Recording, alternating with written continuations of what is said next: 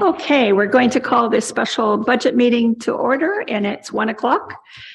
First of all, we're going to do the approval of the agenda.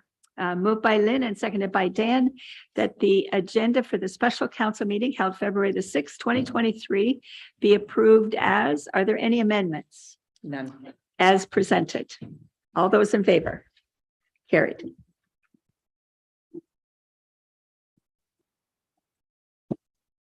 Is there any disclosure, pecuniary interest, in general nature thereof of any item on today's agenda by any member of council? Other than we're all going to have to pay taxes with whatever we decide. Seeing none, we'll note that. All right, staff presentations. We are in the hands of those four folks in front of us. And I understand we're starting on page 28, Michael.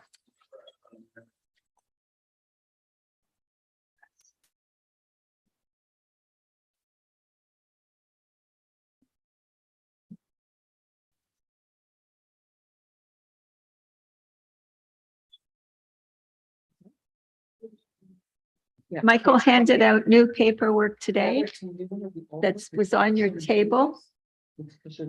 There's an echo, maybe not. Let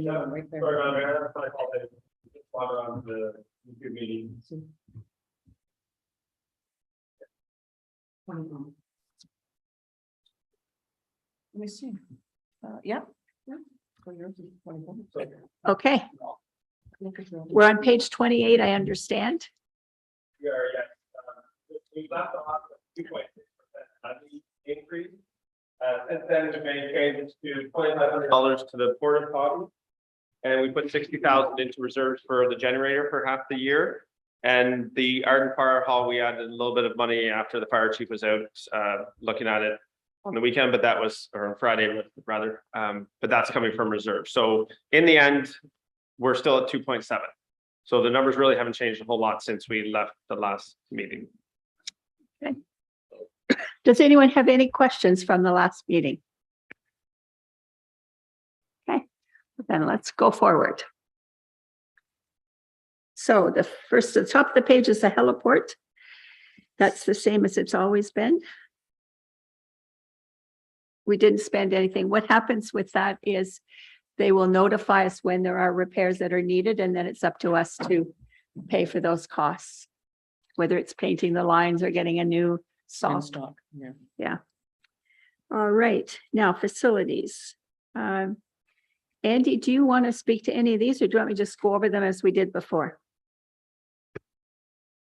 Through you, Madam Mayor, I would just go through them as we Okay. did before. Okay, so the first is revenue of each hall, and the first one is Hinchinbrook.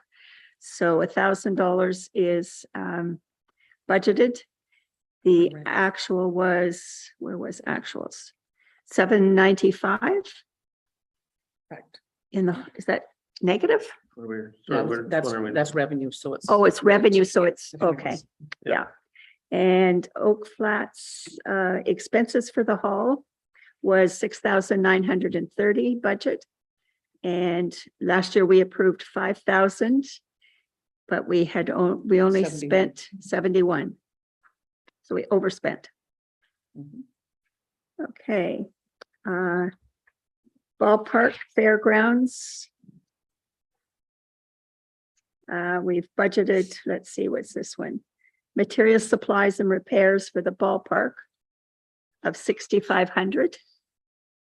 What's that to do, Andy? Just approximate few things. I can speak to that, Madam Mayor. That's your general maintenance as things come up. But there's also some small little projects in there for like inside of that operating budget for some fence repair and stuff like that. And I think it's important before we go through any of the outdoor facilities. Kathy may want to speak to it a little bit, but the rec committee requests have not been all entered into this. So I think it might be important for Kathy to maybe speak to that for a second, or I can, but the Go ahead, Tyson, you've got the mic. yeah, the rec committee requests, we have I think we need a little more discussion on today before they get entered into the budget. My higher level discussion is that other than a few of the major high dollar projects, is that staff is quite pleased with all the rec committee requests and for all the little, it's a lot of little projects combined, a few $1,000s for smaller items, adding up to each one being somewhere in the range of 4,500 to 7,000 per district. And staff is overall pleased with what the rec committees are requesting. So it's kind of up to you how deep we want to dive into all those little ones. It could be a long discussion, but those still need to be added in here. Am I right on that, Michael? Yes, Madam Mayor, it'd be about $21,000 total, which would change the tax levy by 0.2 or $2 for every 1,000. If we Every were, 100,000. thank you, Michael, if we were to just trust staff and rec committee heads to just think the projects are all reasonable that were submitted, then that they would probably save quite a bit of discussion today. Okay, and I think we're fine with that. We sitting on rec committees, you know, and you've seen minutes where it's come forward that this needs to be done at the grounds, or that needs to be done, basically small repairs and maintenance things. That's right. And some combinations of some materials with some volunteer work to improve bathrooms. There's also, but then it's important that everybody recognize there were some bigger items, $80,000 items. At one time there's talk of new fryers, and there's some of the bigger items, and I know each area is not going to forget them to bring them up today, that's for sure. So those ones have been removed. It's not really up to staff to put those big projects like that in and expect for them to be approved. So those will still have to be discussed, but yes, you're right, littler projects. Okay. Okay, Susan? So that increase in 21,000, so that's a 0.2% increase. So we're starting at 2.7, so it will be 2.9. Okay. All right, so let's go down then. So we're about the same for each of the areas, between 4,000 and 8,000. Any questions on any of those? Madam Mayor, if I can just say one thing, the printout that I gave council today, we are starting on page 28. So if everybody's using that one, it would probably be easier right now, because I just noticed that the one I printed this morning doesn't have the page break option in it. So it's about 4 pages off from your existing report that I gave back a few weeks ago. It doesn't have a what? It doesn't have a page break. So at the end of each department, I was trying to start off on a new page. Right, The one that I printed this morning does not have that. okay. All right, so page 29. Okay, we've got this similar thing here. What's being done at boat launches, or the cost of what's proposed to be done. And contracted services. When are those contracted services up for negotiation again? Is it 2 year? I believe that we'd have to go back out in 2024. Okay. So just to tell the new people, we contract grass cutting and we contract garbage from the facility sites. And we do a 2-year contract usually. So we'll ask for a new contract come 2024. So these are costs that are already set. And Kennebec, pretty much the same. Heat and hydro has been a big issue in all the halls. Why is hydro broken in Arden to the library and to the hall? Is that why it's in there twice? Madam Mayor, I believe and hope that it's broken up to separate the rink from the hall. That service, the hydro service that services the rink, it used to be overhead and it was sagging down, and we decided to put that underground and keep it as a separate service rather than come through the hall. So that's why you see 2 bills there. Okay, so maybe in future we could designate them rink and hall instead of both hall. Two different lines for Arden rink. 700. Arden hydro. 749 and 750. 749 is heat, 750 is hydro. Oh, I see. Okay. Sometimes it's the same thing in different buildings, but most of the time it's separate, I believe. Okay, right. So that means that both of those two services get charged to that account then for hydro. Okay. All right. Any questions on that page? Page 30. Ballpark, Queen Street, this is Kennebec still. The beach in Arden. Rink in Arden. Again, those costs are looking pretty comparable. There was, last year it budgeted 20,000 for miscellaneous. That probably was to prepare the rink or to do some rink work. Probably the whole. Oh, no, that's right. Sorry. Under miscellaneous, Michael. Yeah, I just have to drill down in. Okay. So that is the OTF grant fee, which I believe we should be getting an invoice for shortly. Ontario Trillium Foundation grant match, sorry, fee, the company that we were using for that. Okay. It costs $20,000. Well, I just put in 10% of the project. I think that's Okay. what the fee is. Wow. Yeah, so I think actuals shouldn't be quite 20,000 for that. Okay. All right. Anything else on that page? There's your hydro for the rink. Right there too. Oh, the rink is there? Mhm. You see under utilities? You see utilities, it says right on it. Oh, there. It says there's the rink. It's 750, same as that other number. Mhm. So it's broken out. Okay. Kennebec outside contracts, 19,050. They were 15. We paid 15,600. That's up considerably, or is what's happening there?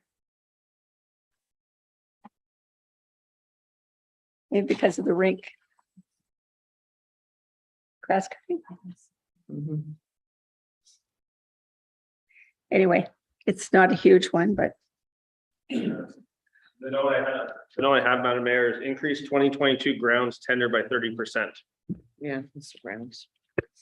Grass cutting, those are under contract, are they not?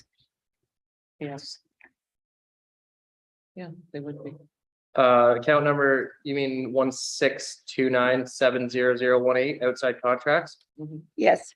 Yes, with fuel increases and also requests for even more maintenance in certain areas and adding smaller little areas to the contract. Actuals, I believe actuals reflected us to put those up a little bit, plus the increased cost of fuel. Okay. All right. Any other questions on that page? Page 31. Okay, so total rec in Kennebec is 56,045. Now we're in Olden. And again, pretty basic stuff, heat, hydro, contracted services. Mountain Grove Rink, we're putting in 10,000. We put in 35 last year and only spent 28. So Mountain Grove is 12,098. And there's Long Lake Beach. That's basically just maintenance. Correct. Mhm. Page 32.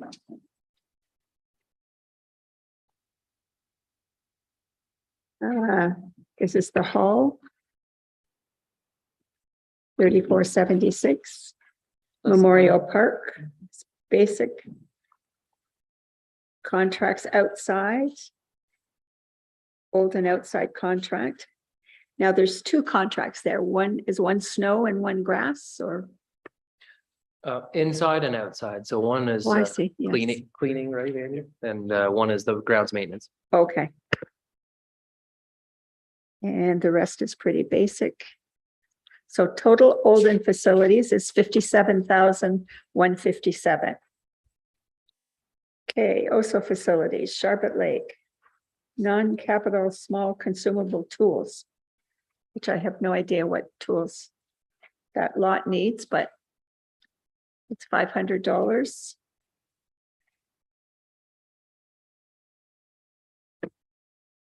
Michael, do you know why that's in there?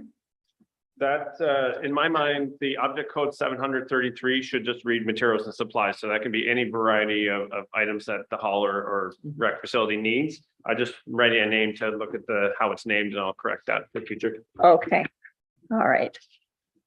Page 33. And Charbot Lake, the hall, 6,000 income and 20,000 expense. So telephone and internet, which is used for us. And repairs, heat and hydro for a total of 20,716. So a net of 14,716. Ballpark, 3,000, 2,077. Pretty basic stuff for $5,077. The beach contracts and materials and supplies. Total expense. This is medical center expense or beach at medical center? Beach. It is for the beach at the medical center. I can think about a different way to word that as well, but it's. I think always we been should that. because it looks like it's Part of the medical. related to medical. Should be labeled the Charbot Lake Beach. Yes, Mhm.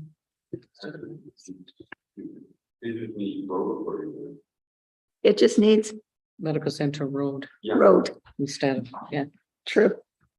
That's probably where it came from, Bill, is Medical Center Road. Philip, Thank you, Madam Mayor. I hate to go backwards, but I'm just curious why in Hinchinbrook, there's 13,000 budgeted for inside contract. And I think we use way less than that. But then what page, Phil? why would you ask that? It's hard to find. It was back where Hinchinbrook was. 20, Page 29. 29? Andy, do you have the answer? It's just in Olden, we budgeted 6,000. Just seems like, maybe the halls are comparably used or there's a big difference anyhow. And what's the number you're looking at? 13,000? It was 13,000, yes.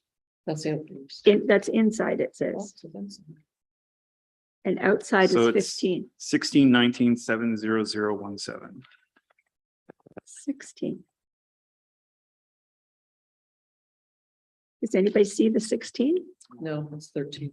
On The only page thing I- 29. Say right now is that it was at $15,000. I think last year was the first year that we separated out the inside and outside contracts. So still trying to nail down the final numbers, but we did reduce it in 2023 by 2,000 to bring it down to 13. Maybe there's other jobs that may be done on an occasional basis and didn't want to take it too far. Okay, Bill? Thank you, Madam Mayor, through you. Would cleaning at the the Hinchinbrook garage also be included in those contracts? Because they're normally done by the area. Through you, Madam Mayor, to Councillor Everett, there's no cleaning contract for the public works garages. Okay. You're okay with the answer there, Philip? Oh, yeah. Okay, so we are on page 33 and we're at the bottom. So we're finished that one. Page 34.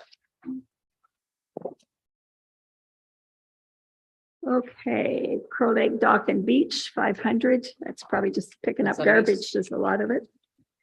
And next is Oso Rec. Inside contracts is 29,200, outside contracts 43,370. Huge amount of money for a total of $72,970. We have a lot more grass. So it's because of the more facilities or more grass, more snow. Through you, Madam Mayor, in regards to the inside contracts, See, Oso Hall is rented a lot more than the other halls are. Arden's up there as well, but We've also got the municipal office. They clean there twice a week and the barber shop as well. So this 43,000 includes those places or doesn't? The 29,200, The inside. that's the inside is what I'm speaking to. But inside just at the hall? No. The hall, the municipal office, the library. The library. So that's not really a total rec expenditure. Just cleaning the, But I'm saying that 29,000 includes this hall plus the office. correct. So it should be charged out proportionately to the places. So I do have a note, Madam Mayor, in here that we're moving 16,000 to the office. From whatever reason, it wasn't set up before to distinguish any facility in the Oso area was always put to the rec general for cleaning inside and out. We just set up the corporate services for the main office and are putting that there because it is a significant amount of money. Because when you look at it, you look, wow, this hall's really costing us money, but this number is not accurate to the place. Well, so the number that you're looking at is in the Oso rec, not in the Oso hall itself. So the cleaning is for all the facilities. So if there's any other building that's in that area, that would be included in that. So we could break it down per hall. We could. Especially between the office and the hall. Well, I think if you're ever going to be able to judge what halls are costing us, you need to have individual costs. Yes, and then we'll have to get individual pricing from vendors as well. Okay, And it can be done. It's just a matter of setting it up. Yeah, because they give us a contract. Cindy, I just find if you divide that up and they're doing individual prices, then it's gonna end up costing you more than if you leave it at one chunk usually. but when we do our tender, it says these are the buildings that you are Correct. bidding, right? But when they bid, they don't bid on them separately. Is that right? That's correct. It's not broken down by building. So then you staff don't have the ability to break it down in a percentage. That out of $100,000 contract, the hall would take 50%, the office would take 25%, da. Like, would that not be normally how you would do that? We could do that in the future. We can get it broke down, so it's easier to see what we're paying for. I think that's a good idea. Does anybody else? Good. Yeah. Okay. So we'll get that for next year. Write that down so we don't forget. Michael's making the notes. All right.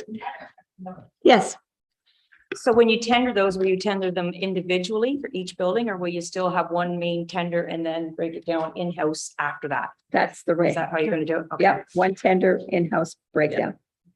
Craig, Through you, Madam Mayor, would the grass cutting not be the same? For all the different recreational sites, whether if it's rec or whether if it's public facilities? To you, Madam Mayor, Councillor Middleton. I'm still using a grandfathered tender from previous years, and we've been getting really great pricing that way. It is itemized in my tender with the location. And I can take a risk and break it down and have them price each one individually and then submit the same tender. I don't think it would impact the bottom line. I don't think it would impact the lump sum price, but because they have to break it down to estimate it anyways, but we have been getting really good pricing and it's been a successful tender with no contract issues for a large number of years. okay. All right, so let's move on then. So total OSO rec is 72,970, sort of. And Charbot Lake Government Dock, we always throw 500 in there because there's always a board or two to be replaced. Yes. Or the lease, yeah, that's true. It's 500 each. Okay. And down to barbershop building, we have 2,000 for materials and supplies. We have to think of a new name of that building. I was gonna recommend that. Bob's Building, we could call it. Okay, anything else on 34? Danny? Thanks, Madam Mayor. The grass cutters that look after the beaches also, Tyson? That's correct. So near the end of the summer, if they don't cut the grass for 3 weeks and the beaches don't get cleaned up for 3 weeks? Yeah. Sorry, can you ask that question? I'll try. Like towards the end of the summer, the grass is dying or whatever, so they don't cut the grass near as often, so the beaches don't get cleaned.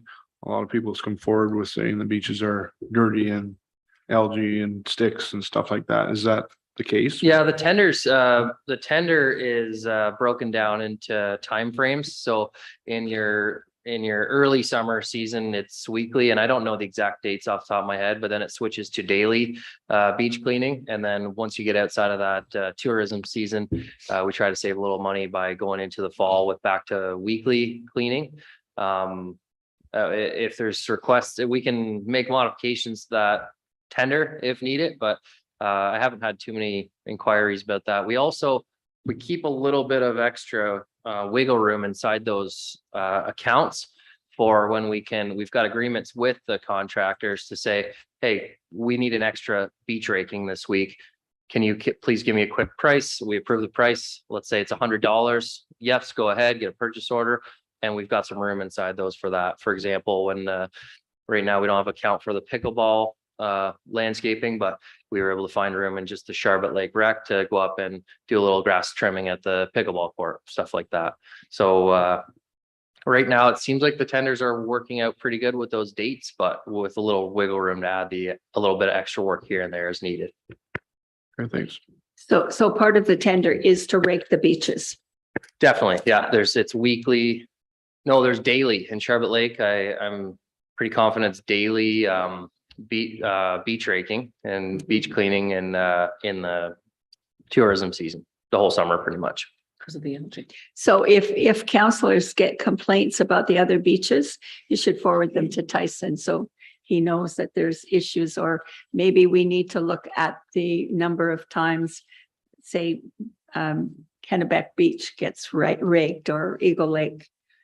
Because some of those are used more than others. Absolutely. And I actually encourage counselors to email Noah directly and keep me attached, because Noah's been overseeing those contracts. He's doing really well. Good. Okay.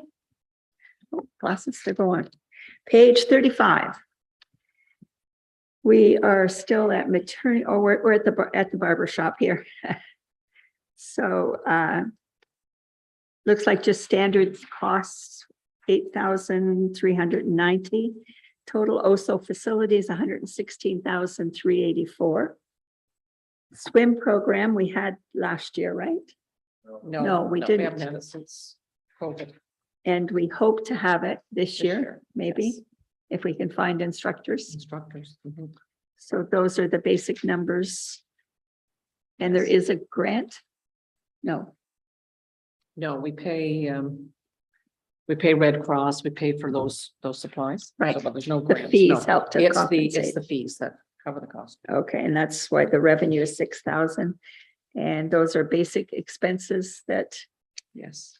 we've pulled from other years. Mhm. Page 36. Is total of 12,000, no, swim program, 18,000 with a net of 12,016 if the program goes. Mhm. Next is various donations. And these are donations out, not in. And we have set aside basically $5,000. One of the things we usually donate to is the Parham Fair. They usually ask. This is the Trails Committee, though. Oh, sorry, is that? This is trails. Madam Mayor. I can't Right even, now.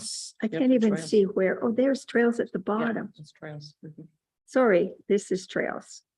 And that $5,000 comes from our budget to help out with the trails, Kind of a- basically in roads areas. Or the road does things like brushing. I think Michael's gonna have to speak to this account number. It might be the Kennebec got- Trails, is it not, Michael? I've got Well, it's total for the Trails XXX. Committee that was just recently formed. So the note I have is Wayne Robinson and Tyson Myers email trail maintenance request. Okay, so Yeah. now that I know that, there was no heading for that on my sheet either, but now that I know that, the Trails Committee asked for the municipality, I believe we asked in it came through council already in 2022, but they asked to set money aside to help with brushing and possible grading of the trails. I didn't commit, Public Works didn't commit to putting an actual physical Central Frontenac Township equipment on the trail with a township worker. So we asked council to donate some money to be able to help out with their contracted services, because I didn't think it would be a very good image for us to be on the trail brushing and doing grading when we're trying to keep up with the roads. So that's money from us to them to help with brushing and trail maintenance. Okay, so it's from the roads budget too. Looks like it. That's why all the XXXs were there. Okay. All right, next is Central Frontenac Rec, which is getting its feet under it. And Parks and Recreation Reserve for Capital. If I can just address that, Madam Mayor, that's the operating cost for the Frontenac Community Arena that is being pulled from the Parkland bank account. Okay, so it's not Central Frontenac Rec, it's actually, It's part of Central Frontenac's recreation plan in a sense that uses Frontenac Community Arena. but it's the arena. It is the arena, so think of a different name as well. Maybe it's just me not being too much on the ball, but some of these are confusing. Not just you.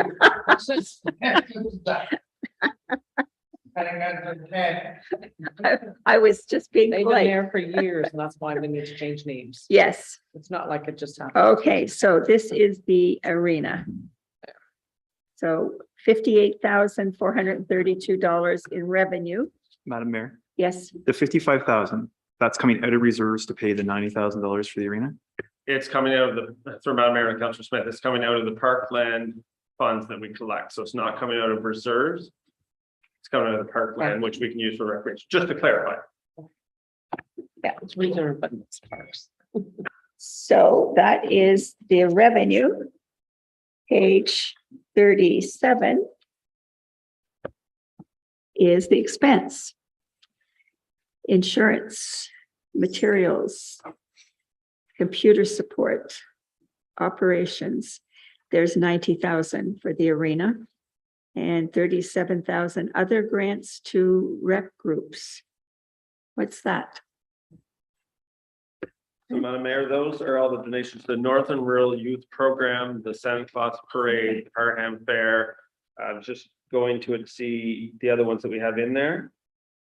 And we have EOTA, so the Trails Association for 10,000, Canada Day 4,000, the Railway Heritage Society for 1,000. And I have Land O'Lakes Traditional Music Hall of Fame and IOF tax rebate that we've given in the past. That doesn't mean we have to do it, but the donation policy, I think, is in the works. So Yes. until that gets approved, I put it in there for $200 and $800 is normally what the other ones are. Okay. Philip? Michael, can you just explain what the difference is between the 28,000 actuals last year and 37 this year?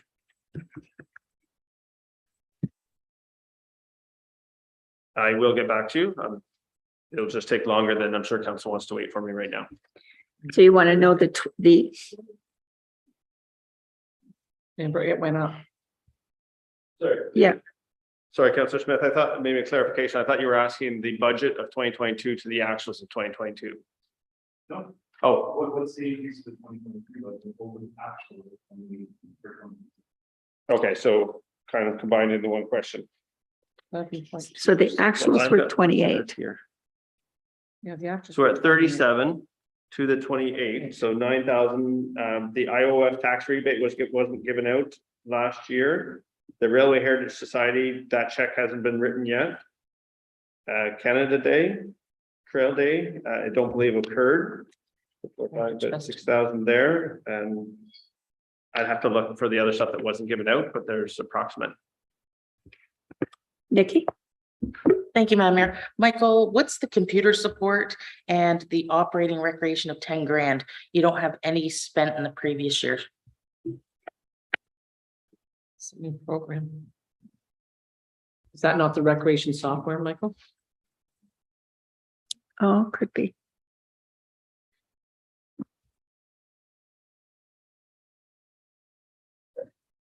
So yeah, so $4,000 of that is the Perfect Mind software, to Kathy's point, and there is a $500 buffer because the price that they gave me was last year, and we haven't actually started paying them a monthly fee yet because we haven't finished. So I just added a little tiny bit in there, so that should be at 4460.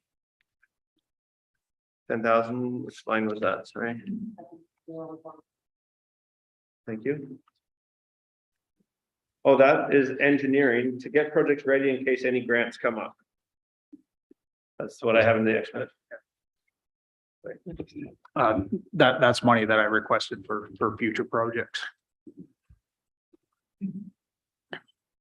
Okay, any other questions?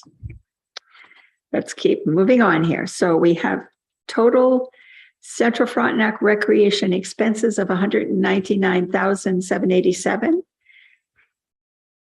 And I guess a net of 141,355. Okay. All right. Capital projects, facilities. Eagle Lake street light at the beach, 10,000. Accessible door at Piccadilly Hall, 17. We got a grant. Madam Mayor, can I just ask about the Eagle Lake streetlight? Yes. Just to confirm that that's at the beach and the parking area? Through you, Madam Mayor, to Councillor Smith, that was a rough estimate for just for a streetlight at the beach. Because I know the concern is the parking area is also not lighted. Okay, we'll re-estimate that project to include 2 streetlights. Can you place one in such a position that it would do both? Probably not. No, it's too far apart. Too far apart. The parking to the beach. Yeah. There's another percent up. Okay, that's why we go over these so that we don't miss things that are gonna need to be done anyway, and we won't have budgeted for it. You will hear a number of times throughout the year, did we budget for that when something is being asked for to be done? Okay, the accessible door we've talked about, the bleachers. Parham Fairground bleachers at 30,000. I think we did question that one. Nikki? I want to address that and the fairground fencing. I spoke to the rec committee on Friday night, and they don't know if the 30,000 for the portable bleachers is necessary this year. If we're looking at saving money, they think that we could get by again. The grandstands were just fixed last year. So they don't know if they don't feel that it's necessary this year. If it's something but council wants to cut. And the fairground fencing, they are going to do a B if we supply the wood, like they're saying, just cedar rails or something. They'll put up a cedar rail fence along Wagerville Road, no problem. You won't have to pay for labor, and they'd like to keep the fence at the playground, and they're just going to fix it themselves. Okay. So that'll be coming off their list. Well, and I think Philip mentioned that there is an old agreement between the fairground and the township, and I think we need to take a look at it and see what it says about who's responsible for what. And I know the fair doesn't have a lot of money, but for us to pick up $30,000 for something, I think we need to look at what the arrangements are and maybe even have to renegotiate those. But it is the only fair in Frontenac County, so we got to remember that. It's important. Anything else on that? The 10,000? So Madam Mayor, Nikki, yes, sorry, go ahead. You go ahead. I was just saying, Nikki says that we can take that 30 out. And the fencing will leave the 10, but probably won't be needed. That was my question. It's just if they had an estimate for materials. Cedar's pretty expensive, but I think half, like 5,000 should cover that, no problem. So let's change the fairground fencing to 5,000 and take out the 30. Madam Mayor, do you want to take out the 30 or push it to 2024? I think we need to take it out until we decide whether or not it's our responsibility to build that fence The 30 for the bleachers. or the bleachers. Again, Okay. the only people that use those bleachers are at fairground time. I agree, and I just want to not forget about this one, since those the wooden structure is, it's reaching the end of its lifespan. They did a good job though of sturdying it up. Yep. Dan? If the fairground bleachers need to be replaced, is that what the 30,000 would do? We would tear that whole structure down and use them as that? Yeah, I think through you, Madam Mayor, to Councillor Meeks, the idea of a portable set of aluminum bleachers to replace that wooden structure is a little more maintenance free, and they can also, the idea when initially talked about with the rec committee was they could be shipped to other facilities for big events. They could be brought up to Charbonnet Garden or Mountain Grove for big ball tournaments and concerts and stuff like that. So you're saying leave the 30 for now? Just maybe put it into 2024 rather than totally forget about it. Okay, Just we'll because the slide it wooden- over there. The but- wooden ones they're gonna fail. But we'll take it out of here.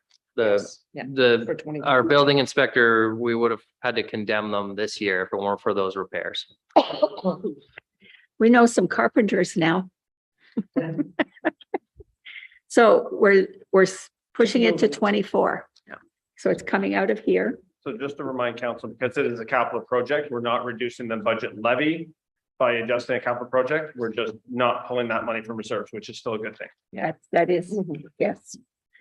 All right, so I'm not going to give you a new total because I'm not going to add it up. Now we're going to Kennebec facilities, and we've got the ball field at 10,000. Got the rink at 20,000. And ramp at the library, is that not finished yet? 15,000. We just received the final invoice last week. So Okay, so it is finished now. so this 15 will cover it. Correct. Right. It was dropped from 20. Good. Okay, rink, what do we need for 20,000 this year? That was a request from the rec committee. The requests from the rec committee ranged anywhere from $20,000 to $80,000 for shack improvements. We staff, well, we obviously presented this based on the request from the rec committee, but the staff feel that should be really looked at because the structure's in such bad condition that we're not sure if definitely wouldn't want to spend 20,000 on that shack, but we're trying to figure out some kind of an in-between model that helps safely band-aid that. We've had some interest from the rec committee and volunteering some like carpenter services and stuff to help fix it up and us paying for materials, but we definitely don't want to sink too much money into that old building. Any comment?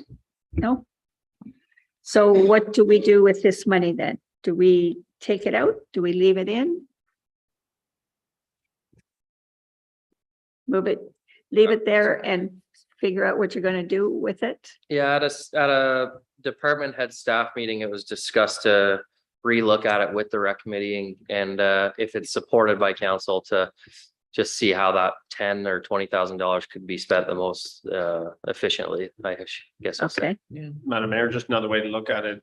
We have 20,000 in the budget and we have 20,000 coming from reserves. If we don't do anything with it, don't pull that money from reserves. So, true.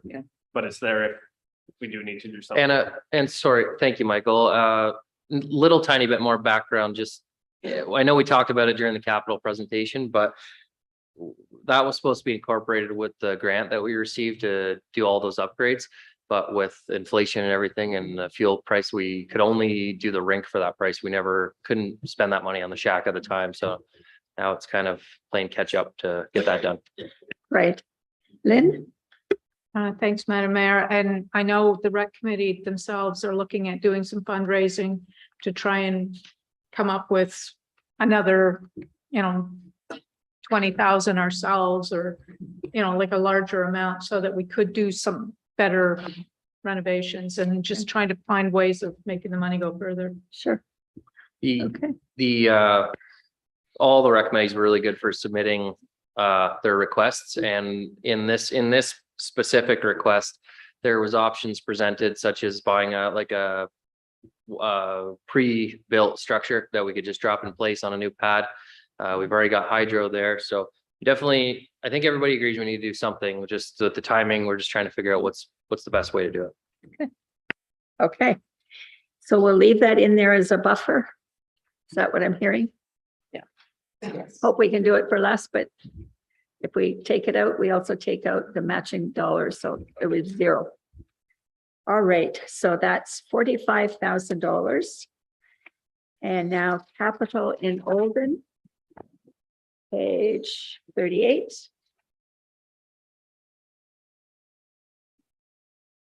Olden Rink, $30,000. We had budgeted 25 last time, but didn't spend anything. And 8,000 Olden Park, The ball field. that's the ball field, 8,000. What's the 30,000 for the rink? Like, that's the repairs of what's there?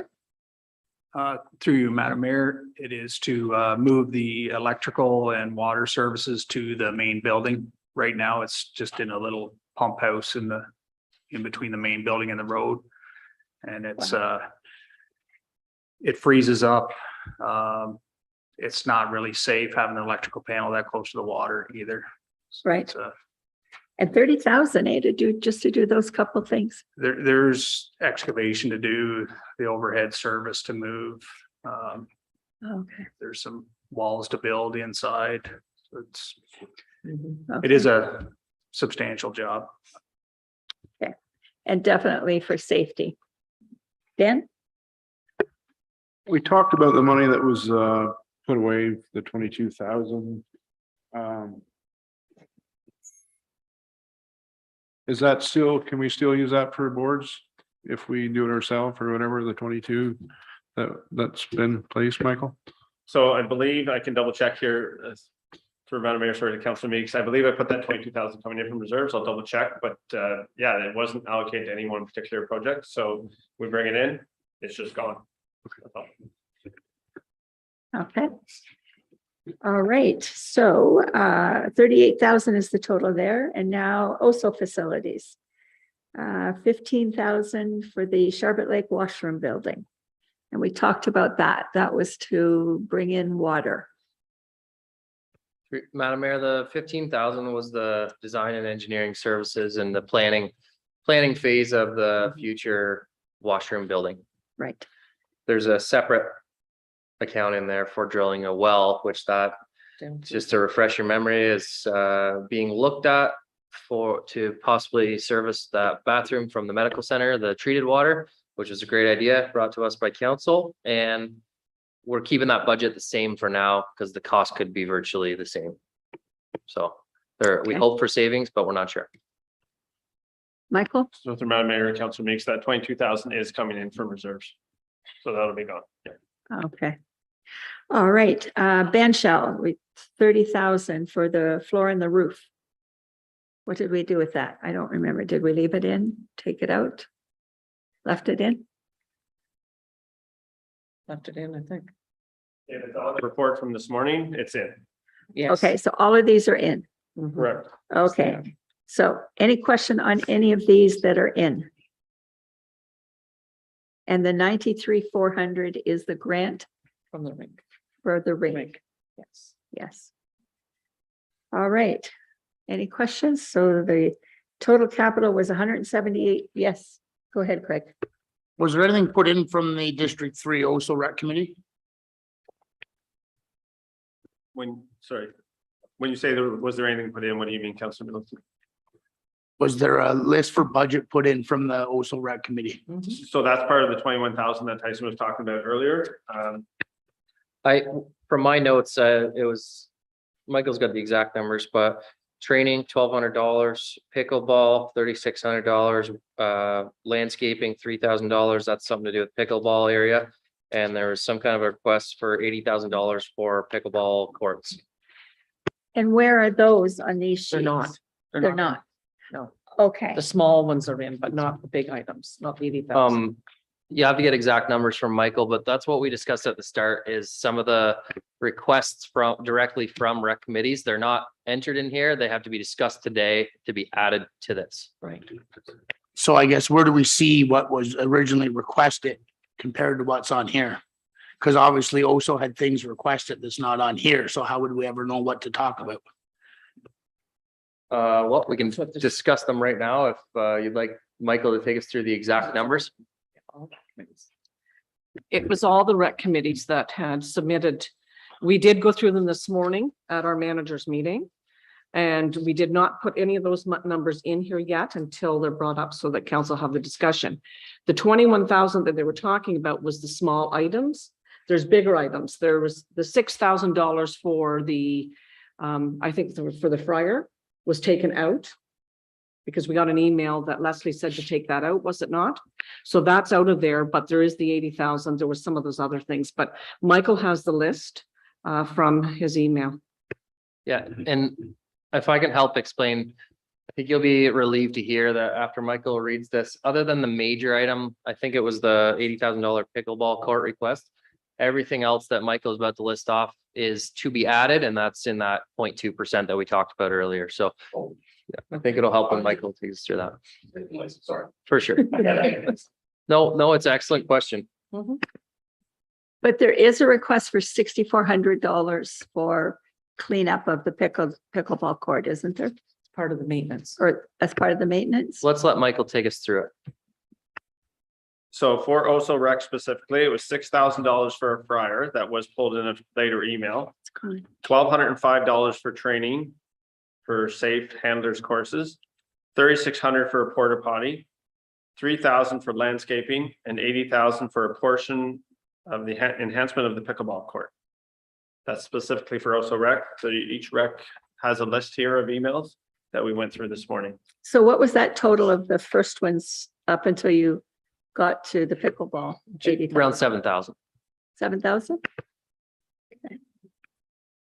Would it be easier if we could just have a list of what is approved? So we know what to go back. with? Well, and that's what this is in front of us, eh? Is what's been No, approved. No, we haven't put them in there yet. No, the 21,000. What, after your meeting today, you said you've approved these little ones. Yeah. So could you just say, I'm getting a playground, I'm getting something, just Yeah. so we can go back and say, this is what was approved in the budget. For sure. Please, And thank you.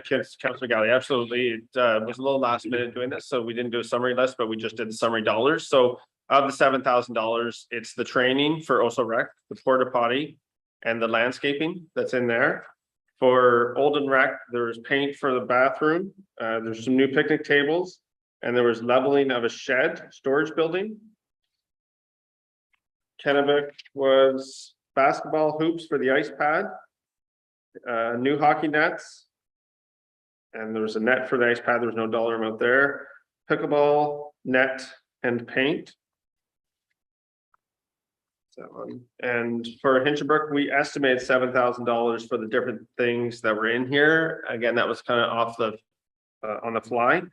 But what was listed here was septic tank lids, repairs on bleachers, seating around the canteen lowered, basketball fence, recycling bins. And that's approximate estimate of 7,000 for those different things. Michael's taken this number from the rec committee minutes. A couple of those items were already completed in 2022. Okay, so where do we go from here? Almost time for a break, I think. So, And so what'll happen is that council will have to make the decision. Those, if we feel that they're appropriate, then we can put them in the budget, and it's up like a 0.2. So you'd go up from wasn't it 2.7, Michael, to 2.9 if we add that $21,000 of those items he mentioned. So that's going to be up to council to make that decision. well, I think the only big decision to be made is on the $80,000 pickleball. The rest sounds like Yes, typical run-of-the-mill event committee. but we'll add Work. it in if council, so that you know. So does council want to add 80,000 for the pickleball? No, just the 21,000 of the small items, not the 80,000. Just wanted to make sure that the 21,000 that Michael and Tyson have explained, that council's good with that, we will include it in the budget and it just puts us up to 2.9%. Okay. So do we approve of the addition of the regular stuff that rec committees have asked for? Yeah, no? I think so, but it kind of begs the question, what else should we expect to come? I don't know.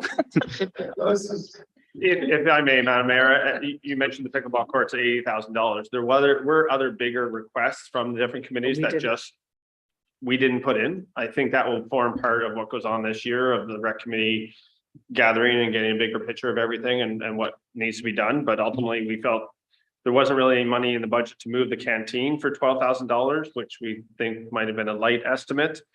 There was that was kind of sorry, Olden, there was a $50,000 estimate for new boards for the Olden rink, pour, cement pad and whatnot, which we felt was kind of light as well. Also rec had the pickleball. And I don't think there was any bigger items on the Hinchinbrook, but so there were other bigger requests that came in, but 21,000 was what we felt we could do to improve things a little bit at this point until we have a clearer direction of where we're going as a whole. Okay, so I guess, can we say today that other than those big items, the requests of the committees are reasonable and should be put in? Mhm. Can we just get an itemized list? I mean, I know Michael ran through it quickly, but can we get the list of what has been approved then? Because typically the Recs committee will say, well, we gave you the budget, but we didn't hear anything more about it. And I think it's great that staff goes through it and goes, well, that, this is estimated 30, but it's probably going to be 70. That's all great. But I think we should have a copy of that so that we, in fact, can say to the rec committees, yes, we have seen your requests. And this is the only part that we could approve. I think that's been a standing complaint from the rec committees. Craig. Through you, Madam Mayor. I think it'd be nice to have the complete list, what was approved and what was not approved, so we're not blindsided from the rec committee. Well, we asked for this and we're sitting there, well, that's not on my list. At least I could say, For sure. this is how we got there. Yeah. Whether it's approved or not, we have what, You have the full list, no disclosure, no nothing. This is what was asked. This is where we got to. And just to add to that, we're hoping to change what the Central Frontenac Rec Committee does. And that is to bring the 4 rec committees together and to work out together what they need to function in the coming year so that they will know what each other is asking, and maybe they can say, well, if you get that this year, then next year I'll ask for this. Do some coordinating of those 4 so that they can get done what wants to be done. And it'll be easier for council to make the decision because it will come to us from one body for the 4 instead of 4 separate bodies all wanting something. They can still want it, but it'll be vetted through that committee. I think that might make it work better for us and for them. All right. I'm not sure if Michael said it, but I agree with council that we're gonna get you a list of all the stuff that was approved and not approved. That's, Good. I think it's a requirement for the rec committee to have that. It's just what you see on here. I've got a page of requests. Some of them are a couple $100 each.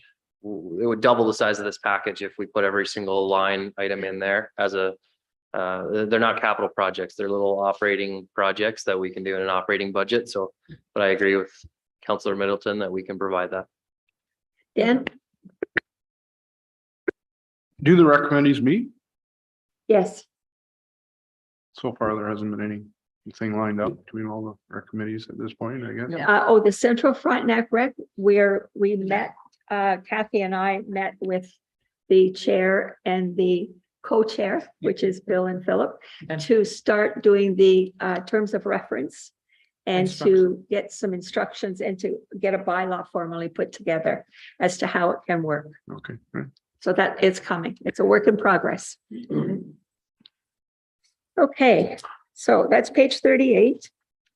Let's go to 39. And I think by the time we get to 40, we're gonna have a break before we go on from there. No, we're gonna have a break before Public Works. All right. At least I am. I don't know about you guys. Madam Mayor, Um, before you move on, Yes, the recreational needs study. We Yes. talked about it last time about potentially, if we took it out in 2023 and look at it for 2024 to see if the central rec can try to do some work ahead of time to get us pointed in the right direction. yes. And we did take that out, right? The 30,000. It's listed in here yet. That's got still Okay, listed. so we want to take that out. Move that to 2024. Good catch, Phil. Craig? What is the, sorry, Madam, through you, Madam Mayor, the custom steel garbage boxes? I was just gonna bring that up, Madam Mayor. That got duplicate. We removed that from it got duplicated in the Public Works and the facilities budget. It was to get rid of the plastic garbage bins that the contractors stockpile garbage in before pickup, and they just disintegrated every year. It was to replace those, but with the contract coming up at the end of 2023, we decided to remove that from the budget, so that can come out as well. So that 15. That's right. So that's a 0. Oh, we got more. Sorry, Madam Mayor. Madam Mayor, Maybe we'll fix a road or two. sorry, if we're taking the steel garbage boxes out, the ones that are destroyed, then what are we replacing them with? The operating, just part of the operating budget for the contracted services and the garbage contract. Here's that. Just above the one right here. What page are we in? Page 38. Oh, 38. That's why. All right, so total capital facilities, there's a new total. I don't know what it is. Well, like, we'll do that later. I won't know for a little bit, Madam Mayor, just because of that 21,000 to add in different spots. Okay. So before we start Public Works, I think we need to take just a 10-minute break. It's a little after 2.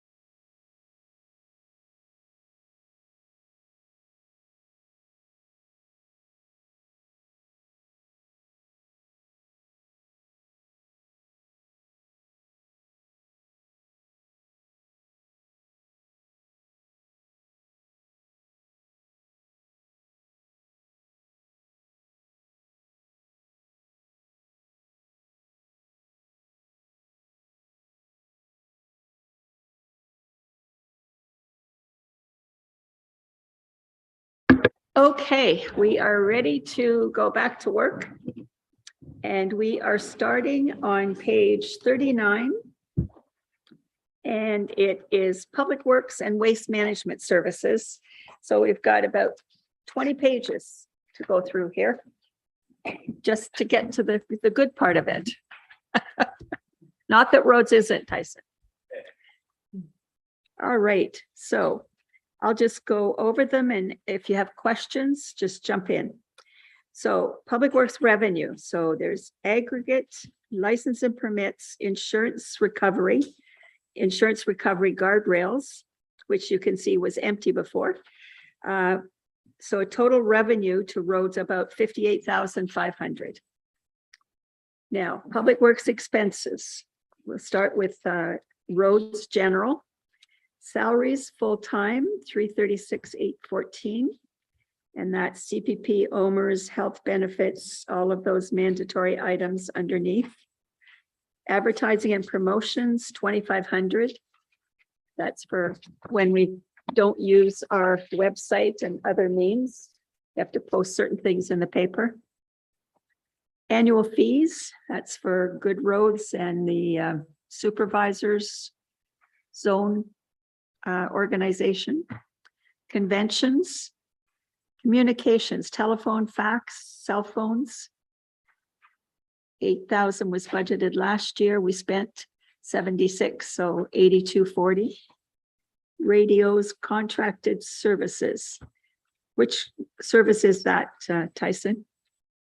Madam Mayor, I was actually just speaking with Michael about that on the break, and there was a couple things charged there in the wrong place last year, but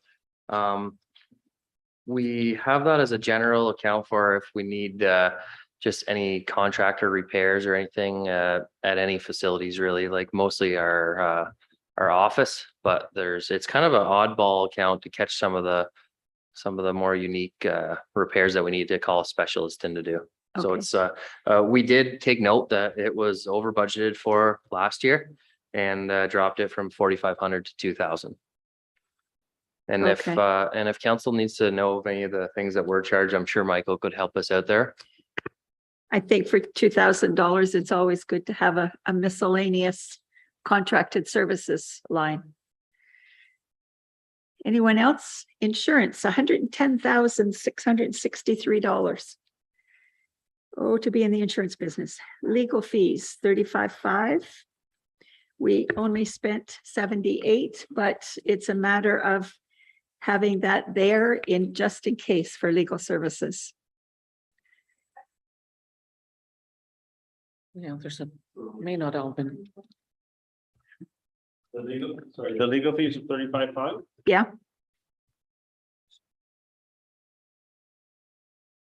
Maybe allocator, maybe that's why we spend. Well, there are definitely legal fees in there, annual survey costs, and for a couple particular roads. so survey costs along the roadside, right? Different legal costs related to that, yes. Okay. Mileage expense, materials and supplies. Computer support, 3,300. Subscriptions and publications. That's a high one compared to 100. No, what did we spend? 3,000. 3,000.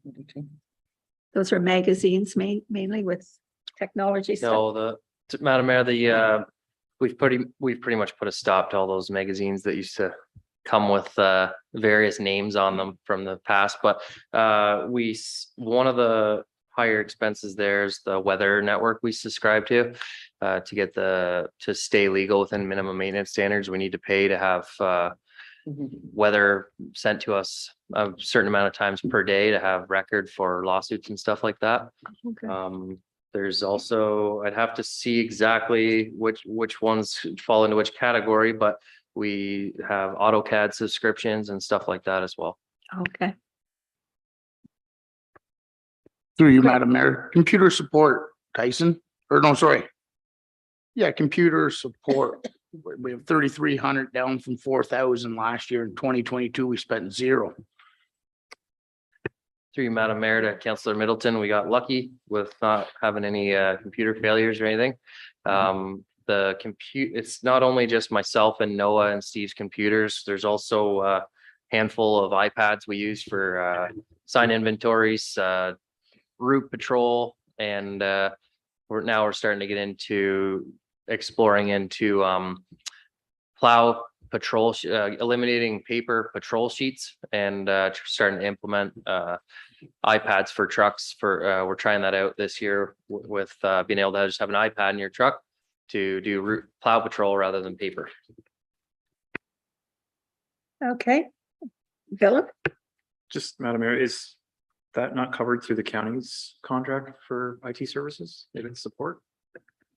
We'll look at, Madam Mayor, to Councillor Smith, we'll look into exact charges in the computer support, but Michael's got it looks right like here. Michael's gonna. That is for the citywide works module. So all the calls that get logged for the internet through that go to the lead hands and that, that's what it's for. So it may have been charged to admin. I can look into that, but it should be on that line. Amongst other small items. Okay, and the big one's training, 23,000.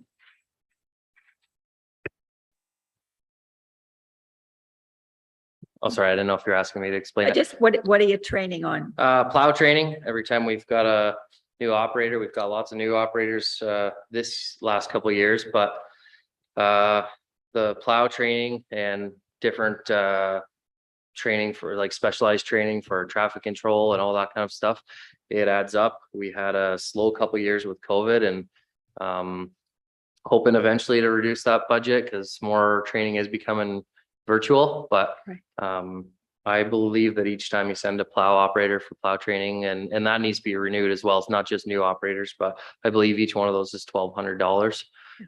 So to Adds have all that public works staff getting refreshed on that constantly, it's training is something in the last couple of years that we've needed improvement on, and we're dedicated this year to getting everybody trained properly. Good, good. Okay. Pits and quarries, 10,000. Engineering, 15,000. Yes, Can you explain the pits and quarries? What you had budgeted 30,000 and I don't think you spent 7,000 of it. What is pits and quarries? Madam Mayor, to Councillor Gowdy, there's before my time here, there was we had some pretty expensive consulting fees, I believe it was, for our pit inspections. I currently work with a company that we do a little more legwork on our end to give them more supporting data for them to do the inspections and reporting to keep us legal. And we've been able to reduce the cost. Now, there's certain years where if we're planning to mine sand or gravel, then sometimes you need a higher budget to be able to strip more land and cut more trees to be able to mine our own sand and gravel. But there's no plans for that this season. So the $10,000 will just be for mostly just reporting and making sure that we're staying within our regulations. Staying within our own property Okay. lines. yes. Okay, and salt containment, 30,000. 18,000 GP. Oh, sorry, go back, Philip.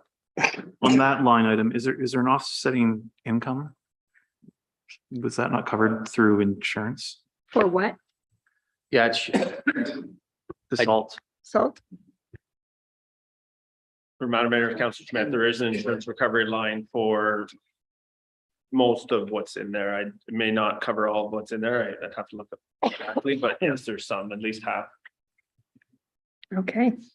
And GPSs, 18,000. Health and safety, 6,000. Safety boots, 8,800.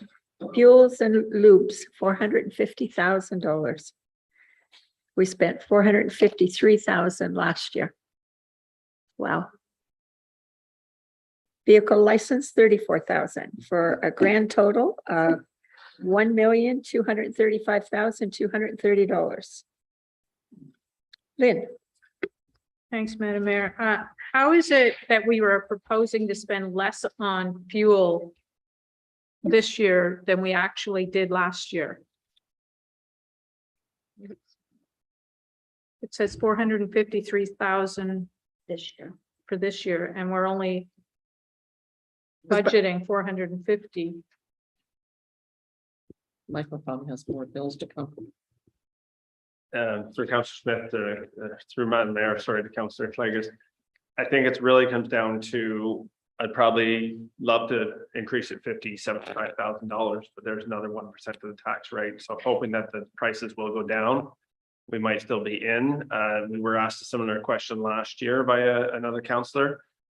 And they were right. We should have increased the budget at that point. That impacted the 2022 year. But again, we come up to this balancing act of how much do we increase things. So you're absolutely right. It probably should be more. How much more do you think it should be? I would lean to Tyson in that way, but I'm gonna say uneducated guess would be another $50,000 to $70,000. I mean, I don't know what they're going to do, right? It's a tough account to estimate. It's not just the fuel inflation prices that fluctuate so much with this, with our fuel usage fluctuates with how harsh our winters are and how dusty our roads get, how many times the roads need to be graded throughout the year. So it's not just fuel prices, not just the cost of fuel that fluctuates. So Michael and I have what we think is a reasonable estimate, and that's one that could be $100,000 more, it could be $100,000 less. I can't predict that.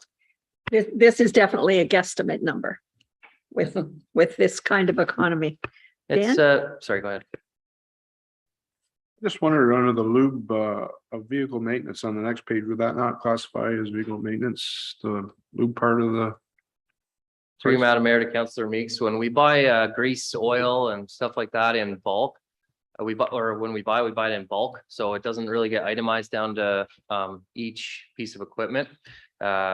We buy drums of motor oil, we buy drums of coolant and stuff like that. So it's got to be tracked separately. It's too difficult to track it to the vehicle. Okay. Do you want to put that up by say 10,000? At least to cover more closely to what we spent? Do I see any negatives? Going once? Bill? Thank you, Madam Mayor. Does it really matter if it's, I mean, it's only $5,300 different, or what was it, $3,500 different? 3,000. 3,000. 3,050, yeah. We're gonna pay those bills anyway. Does it really matter if we increase the budget? It doesn't, but in the end, if we really underestimate a lot of things, we'll end up in a deficit position going into 2024. 5? We good for 5? All right, so 455. Just to make you change all your numbers. All right, so the total expenses are 1,235,230 plus 5,000. Well, not even, yeah, 5. All right, road equipment maintenance. Now, we're not going to spend a lot of time on these because these again are filler spots for equipment. You never know just how they're going to work going forward. So page 40 is the bottom numbers. 41. I think what you will see in these items though is the vehicles that are starting to cost the most. Is there any particular one on this list, Tyson, on 41? Madam Mayor, I'm not going to pretend and remember which number is which vehicle. I know we've got an older grader that was scheduled for about $30,000 worth of work. That was our mechanics. They really looked at how much time they're going to have, and they think they're going to be able to do it in-house. So the cost would only be parts, and I believe we amped that one up by about 10,000 to cover that, which is a pretty good savings. But the older graders are getting up there in maintenance cost. We haven't been having the best luck with the electronics on the John Deere graders, which is costing a lot. Every time they have to come and plug a computer into it, it's $1,000. So one of the backhoes has a similar computer electrical issue that's costing a lot each year, but everything in here is pretty standard. As you can see, we try our best to estimate to slightly increase the operating budget as the vehicle gets older. But we've also got some trucks on there that haven't needed much in the last few years that are older trucks. So, right. Any questions on that page or page 42, which is pretty much just continuance of vehicles. So total roads equipment maintenance is $288,400. And we spent $277,616. So pretty comparable. The only thing I'll mention is just mostly just for tracking purposes. We've been making improvements to the public works budget by adding like the smaller items like hot boxes and steamers and compressors, because we were either overrunning our general budgets or putting them where they shouldn't go. So you can see that that's been improved this year. Good. Okay. Garage Road 38. Salaries are based out of that garage is $593,595, and then you've got the employee benefits and page 43. Madam Mayor. Oh, sorry, go ahead. So with all the salaries, can we ask Michael to perhaps give us an entire total of what the salaries were for 2022 compared to what is going to be in 2023? Because I know the last meeting we talked about, we've juggled portions of staff salaries here and there and everywhere. So it's hard to tell, are we really increasing salaries or have we just moved them all around? So through Madam Mayor to Councillor Smith, I actually just brought up the report in anticipation of going there. So the salaries on that one presentation is $424,000 more than last year. That includes this cost of living, the EI, CPP, WSIB, all those increases, OMERS, which we're now required to offer to part-time employees, which was only full-time before, and half of 2 positions for the year. That makes up $424,000 that we're budgeting more in 2023 than in 2022. And we did have it higher, but we took the junior planner out. And part of that also, sorry, is the Part 8 septic position, however we want to call that. Okay. Nikki? Sorry, Bill was ahead. Yeah. Okay, now Nikki. So Michael, can you explain then why if you go and you search, it says that you should only be increasing your salaries by 4.2% for 2023 with increases? So I could live with a 10 or 15% difference in salaries, but $424,000 seems like a huge number. So it is for Madam Mayor and Councillor Gowdy, it is 11%. I don't know where it says 4.25. I'm putting in again the cost of living, the 3.25 the council approved. Putting in all the benefit numbers as they come in, and I could go by each one. Like I think WSIB might have been $20,000 or $30,000. That's how it comes out. We could whether we go in camera and look at everything in detail. I don't know. It's that salaries and benefits, yes. Overall. Overall. Okay, I can agree to that then, because OMERS is 6% this year, that OMERS has gone up to employers, and 4.2 the government. So that's 10.2, so 11% is pretty standard then. I put in the numbers and it comes out, and then I try and make sense. You've explained it. Thank you. Yeah. Plus part-timers weren't allowed to sign up for OMERS, but now they have to. Yes, and so they may not accept it, but I still would like to budget for it in case they do, and I believe that had a $20,000-$30,000 impact as well. Yeah. Okay. All right. Any other questions? Where did we leave off? We were at communications, $2,000. Materials and supplies, 40,000. So 43, we're still on 43? Yes. Okay. So total garage road 38 is 833,347. And now we're at the Arden. Madam Mayor? Yes. Sorry to interrupt. Did the upgrades get done to the garage? Through Madam Mayor to Councillor Gowdy, that capital project will continue on. The bathroom portion of the upgrades are complete in Hinchinbrook and Mountain Grove, and it looks really good. We got a local contractor do it, and it just looks spectacular. Good. Have to show you the pictures because they do. It makes quite an improvement. Yeah. Excellent. Madam Mayor, something I just wanted to mention before we continue on, we're hoping it doesn't impact the budget much, but we're looking to get rid of the landlines in the shops, at least starting with the Hinchinbrook shop, and we've got an estimate to put in a cell booster.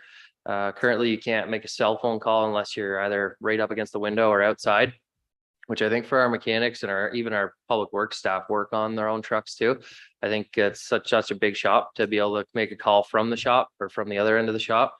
But that hopefully we're going to leave it in there to see for the first year the actual cost, but hopefully that's actually offset by the savings from canceling our landline. Makes sense. All right. No, okay, so Olden Park Road, salaries and CPPEI and all of those good things. And an amount for telephone and fax. Materials and supplies, 10,000. And heat and hydro and tools. Total expense, 834,084. Pretty close to the garage before. Craig? Through you, Madam Mayor, back to what Nikki was asking about before with salaries. Road 38's up 15.2% in the budget, but Arden's only up 4.9%. Did everybody, if that should be equal, shouldn't it? If everybody makes the same amount of money and got the same pay increase and Homer's got the same. Different numbers. Yeah, but it should still Through be. you, Madam Mayor, to Councillor Middleton. Well, I'll have Michael's help on this, but out of that, I believe the patrolmen are actually out of that shop as well. So I believe there's more salaries in the Hinchinbrook area. Is that what you're asking? Well, it shouldn't, or maybe I'm wrong. If you have 100 employees or you have 10, the percentage increase should be the same, the percentage, not the dollar amount will be different, obviously, if you have more employees. But if everybody in the township with Omers and everything got 11% overall total package increase, in every one of those lines, that percentage should be the same, shouldn't it? Bill's gonna tell me why not. One employee would make a difference. Excuse me, thank you, Madam Mayor. One employee would make a difference on it because it's the budget, it's not the salary. It's a good question. Unless Michael has any other suggestions here, I'm wondering if maybe that's because of our employee that's on long-term disability. And that we didn't fill that position for quite some time. I think we'll have to look into that closer and get back to you, unless Michael's got anything right now. Like, I don't mean the overall budget number, I just mean that, Between garages. well, that the percentage goes up on wages, that should be a standard percentage. And then your budget number should be higher or lower, depending on the amount of employees it's based out at each garage. The more the employees, of course, you have to budget more money, Yeah. but the percentage from last year should be equal or pretty close. Because you might have a few part-timers that don't take the Omers or do take the Omers, I understand that, but. Right. So through Madam Mayor, Councilor Middleton, I will make a note and look into it. I'd have to compare last year to this year, but I think it's what Tyson said about number of employees and where they're at and whatnot.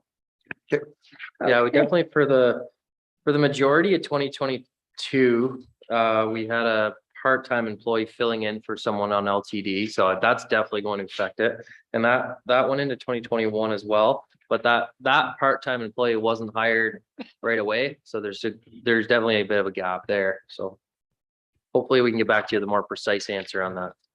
Okay, so that brings us to page 44.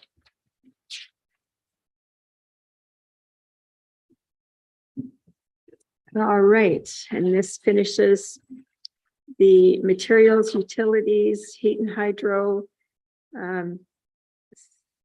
Are we, is that the same garage? Yeah. Page 44. 17,626. This is the Wagner Road garage that basically is used for storage, right? That's correct. That's why Storage, it's- and the yeah.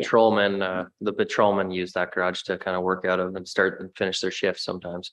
Okay. All right, next is bridges and culverts. And we have that list of $105,000. These are all things that need to be done on our bridges. Last year, we spent $184,000. Questions, comments? Nikki? I'm a little worried about the flood control, Tyson. Are you going a little low? You spent 86,000 last year and you're only asking for 20,000 this year. Through you, Madam Mayor, to Councillor Gowdy, flood control is typically just used for, to pay the Trappers Association for, maintaining to prevent flooding.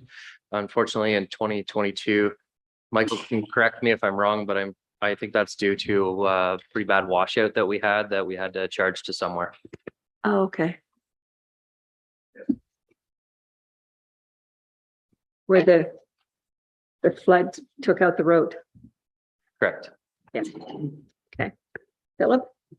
If we don't have specific line items for those types of events, is that something we could include, Michael, in the accounting system so we can have a better track of what climate change effect is having? If we don't have, because if we don't have specific spots to put it, it would be good to know. Yeah, through Madam Mayor, Councillor Smith, just like the vandalism line that we added to the different buildings, we could add something that says climate change to anything, or we could have one climate change line. Sometimes you can slice the same cat different ways, right? It's which way is the best, or something for food for thought. That's what council wants, to add a climate change line, and we can do that. I'm just trying to think. Yeah, and I'm just trying to think, you know, what dictates putting it to there versus insurance expense, or in this case, flood control, because it was, you know, for that reason, I think it kind of belongs there, but yeah, it could easily be put as climate change as well. I sure would want to be finding all the right spots to post everything, because there's a Well, ton. we also get questioned if there's 3 years in a row where an account has been, and a budget account has been put there and not touched or used or budgeted for and not been used, then we definitely get questioned on that as well. So we're trying our best. There's a lot of them.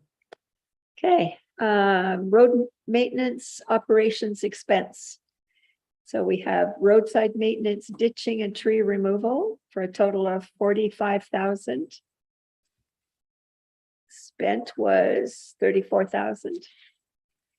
Hardtop maintenance, sweeping, hardtop maintenance, underground infrastructure, line painting, hot mix, and cold mix for a total of 240,000. And loose top maintenance. Oh, sorry. Go ahead, Craig. Yeah, Madam Mayor, through you, Tyson, line painting for 60,000 and. Whoops, sorry, that's the wrong one I was looking at. The hot mix for 75,000. Last year we spent 35 or 36. Is there increase to the program of that this year or Through you, something? Madam Mayor, to Councillor Middleton, there's had to increase the operating budget after all the capital projects were removed from this budget. We're going to be doing. Henderson, Arden, the Brewer, Hilltop. I don't have the list right in front of me, but it's just the capital projects for when we need to resurface and we can't, we have to budget more for hot mix and cold mix. Okay. Yeah, you got to pay one way or the other, right? No, All right, loose top maintenance. We've got grader blades in there, gravel, $528,740. We still have lots of gravel roads, 45. Madam Mayor, Oh, go ahead. Tyson, can you tell me what loose top maintenance is compared to gravel? Through Madam Mayor, to Councillor Gowdy. I'm gonna need Michael's help on this one because to this day, I still get a little confused when it comes to where we charge the blades. All of our, some of these are grader blades and stuff like that, but we order them at the same time sometimes as winter blades for the plows to save on shipping. So I'm gonna need Michael's help with the charges for loose top maintenance. And there's also some other items that get stuck in there as well. That's the grading, correct, Mike Tyson? That'd be the line you'd put the grading under. Do not? In the past, I believe contracted grading had possibly been put there, but I haven't hired any graders. We've been able to do it in-house since I've been here, but I'll have to get Michael to give us a better description of what that one is. So, Madam Mayor, and to your point earlier about having so many different accounts to code things to sometimes can get difficult. Steve Gould and I sat down And we did merge the loose top maintenance blades in with the winter blades, since it's 95%, I think, of what we end up spending. And then we increase it to what they thought the cost is going to be this year for the blades. So it is all under, I believe, 0621. 06. My notes as well. 1 second here. which is blue stuff.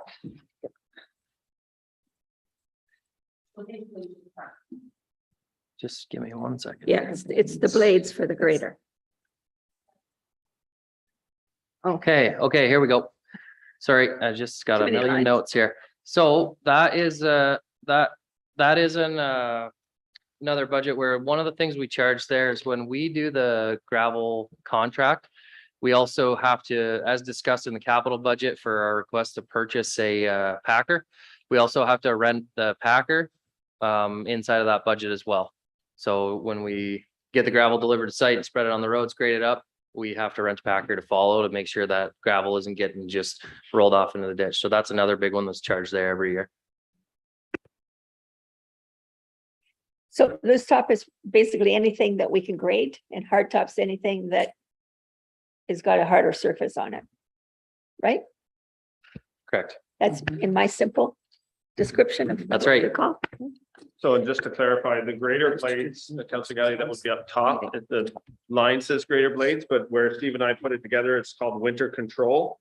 It's still the same object code number. It's 10-060 0621 71864, but it has the name of winter control. And our area foremans do a really good job of doing a really good thorough inventory and a projection of what they're going to need. And we order all this stuff in one shipment that typically lasts us for the year, saves on shipping.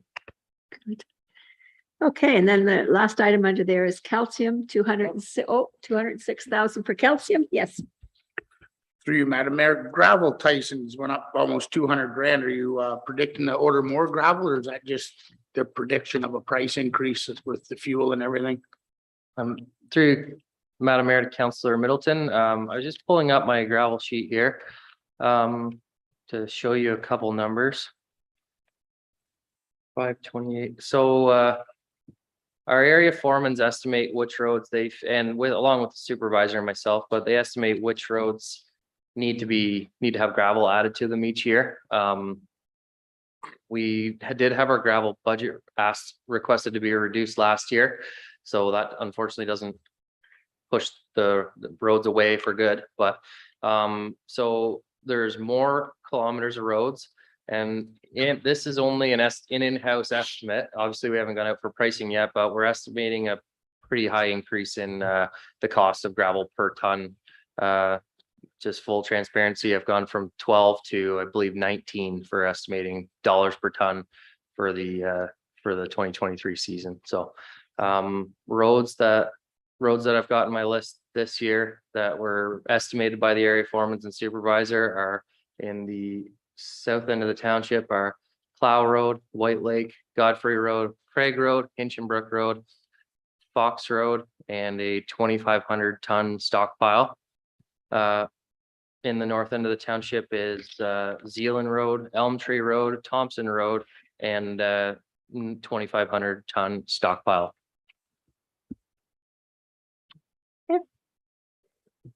Okay, now we're going to flip over to calcium.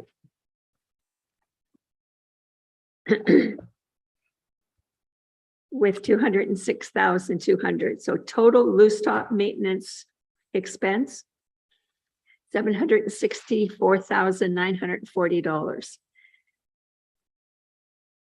And actual last year was $539.69. Madam Mayor, can I just ask about the grader blades again? It was $70,000 last year. We're budgeting 15, but I know Michael said there was another line. I don't know where that other line is for winter control. Winter control. Is that the one that ended in 64? 71864, yes, through Madam Mayor and Councillor Smith. Right there, winter control. Just 120,000. 120,000. Okay, and it has 103 in it. What was the number again, Michael? 10-060 0621 71864. Winter control is what it says here. Yeah.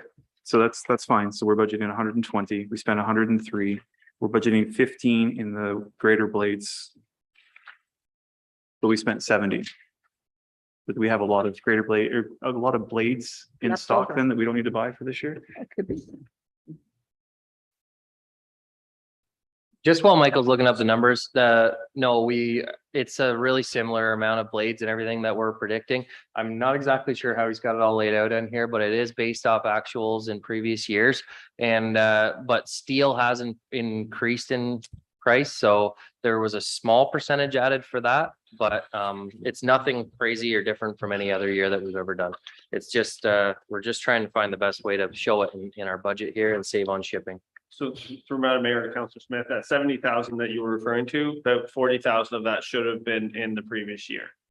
So we budgeted closer to what we think we're actually going to spend this year, taking that 40,000 out. Okay. Winter operations, winter control.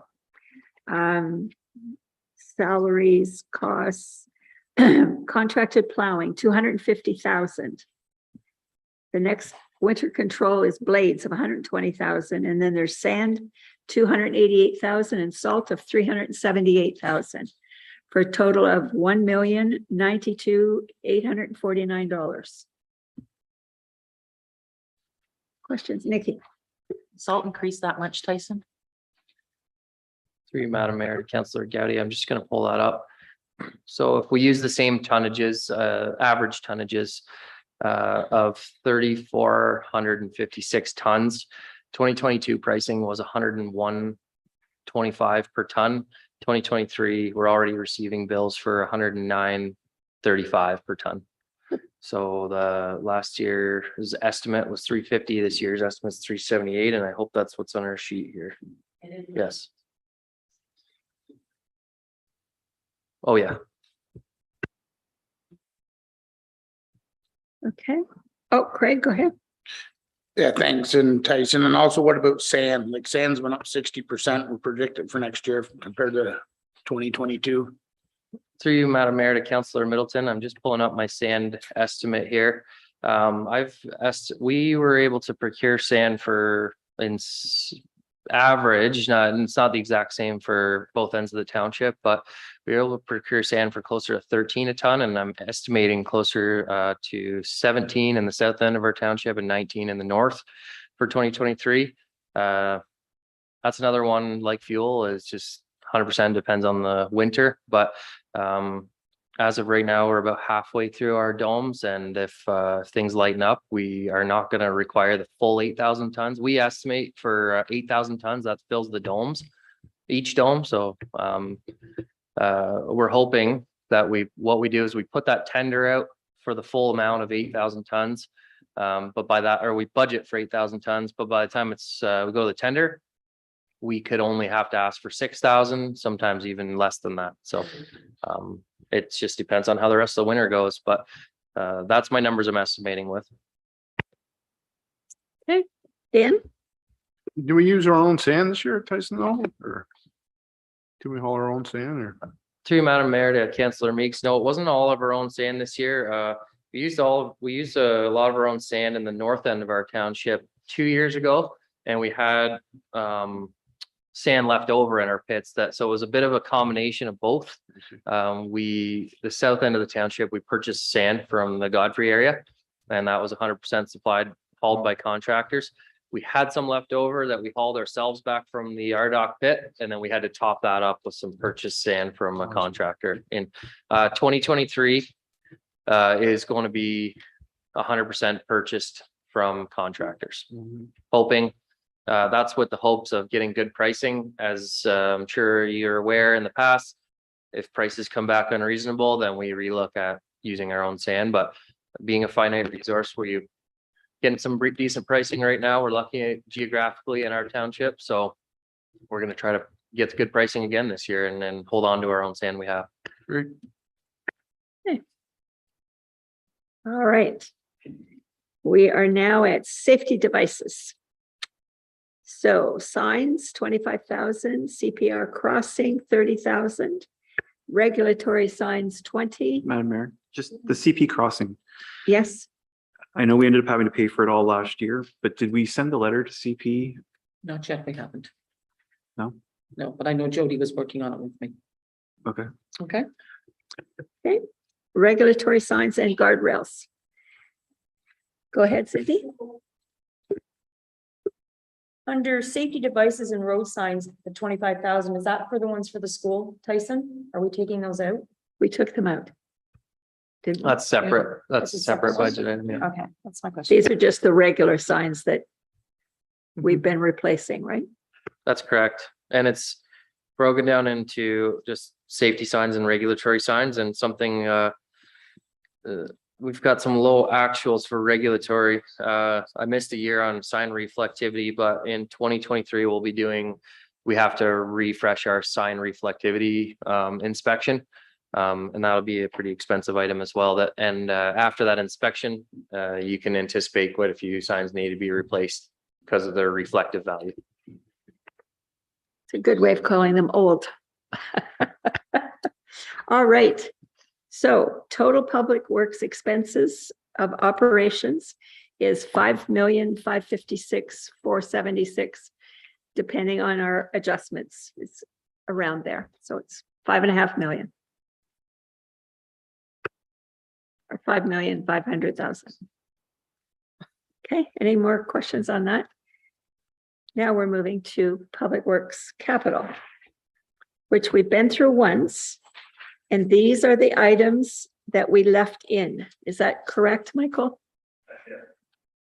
So the items that are here is the one-ton pickup truck, 88,925, tandem truck, 283,265, tandem plow truck, 300,000, and half-ton replaces 75,000.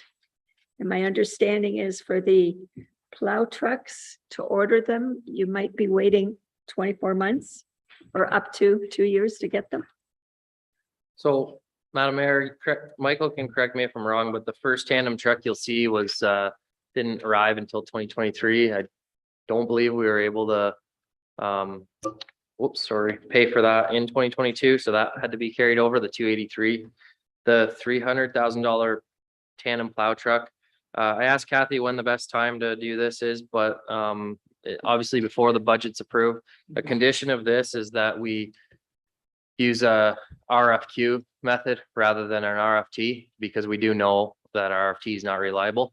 Putting out the same specs that we would in a request for quotation directly to dealerships and places like that, even online platforms, as we feel we can get a good truck for 300,000 and be able to actually get it in the current year. So along with that, I think you guys would need to do a motion to let me use the RFQ procurement method versus RFT, Okay. similar to what we've done with Right. fire and other quotations. Okay. Now, I am confident with the one-ton pickup, that's actually. Oh, no, sorry, I got mixed up with that one, but the half-ton, we're gonna do your standard RFT. I don't think there's as much of a issue with supply with those, and there's no real rush for that, not a big panic, so fine with doing the RFT for that, but the one-ton pickup, we've been told, or the tandem plow truck, we've been told it's not gonna happen for years, so. Okay, so let's look at the next page, which is, yes, Through you, Madam Mayor. So the first tandem truck, Tyson. Elaborate on that a bit more. It was bought last year, but never showed up to this year or something? Is that what you were saying? Actually, it was procured in 2021. The tender was 2021 for that. And it was supposed to show up in 2022. And it was just after the new year where we finally received it. It's on the road. It's on the road now. So money was set aside back then for that vehicle. Oh, yeah. No, it was budgeted for, and the tender came to council and it was awarded in council. Yeah. So this is where I get confused sometimes, and you guys are geniuses, so you'll be able to explain it to me. So back when this was approved, obviously ratepayers took an increase In the budget. So through Madam Mayor, Councilor Middleton, we budgeted for it in 2022, raised tax dollars in 2022. The money went into reserves in 2022 and is being pulled out of reserves to, so not double raised, if that's what you're getting. Yeah, okay. Yes. Is there Excellent any way question. we could change these columns that those things are identified so they're not in the same? Cause they end up at the same thing at the end and the only person that really knows that's Michael, cause he knows what's been pulled from. You know what I mean? If there was another column that. It's municipal accounting. They never net stuff out. They put it at the beginning and then they show you all the expenses and. And Councilor Middleton has a very good point. It's something that's confused us too, in terms of having to order it 2-3 years ahead and go, okay, when was that? So we are working on a solution and hopefully have one for next budget year because it's confusing for all of us. Yeah, okay, perfect. Even in the short term, even the description where it says PW 044, we could even write procured in 2021 or something. Or net zero. We're running out of room. Yeah. Yeah, Put it on the notes. Chris, It's gonna happen next year with the delivery of a fire truck. We ordered it last year. So we're actually 3 years out now. So yeah, isn't that crazy? Okay, so the capital projects, page 46 now. I'd say So, that. oh, sorry, Ben. Any of these trucks that we approved earlier, the one that was bad that you were trying to fix, is that any of these trucks or are we replacing trucks, the half tons and the 1 ton? That was fire. No, Was it not? no, we replaced the truck just before budget. Wasn't worth fixing or whatever. Oh, Is sorry, that any of no. these or? Michael can correct me if I'm wrong, but the damaged truck doesn't show up in this budget. It's we're still negotiating with the insurance company on that. I didn't want to update council last time because we weren't sure, but we think we've got it's written off. It's been deemed as a write-off now.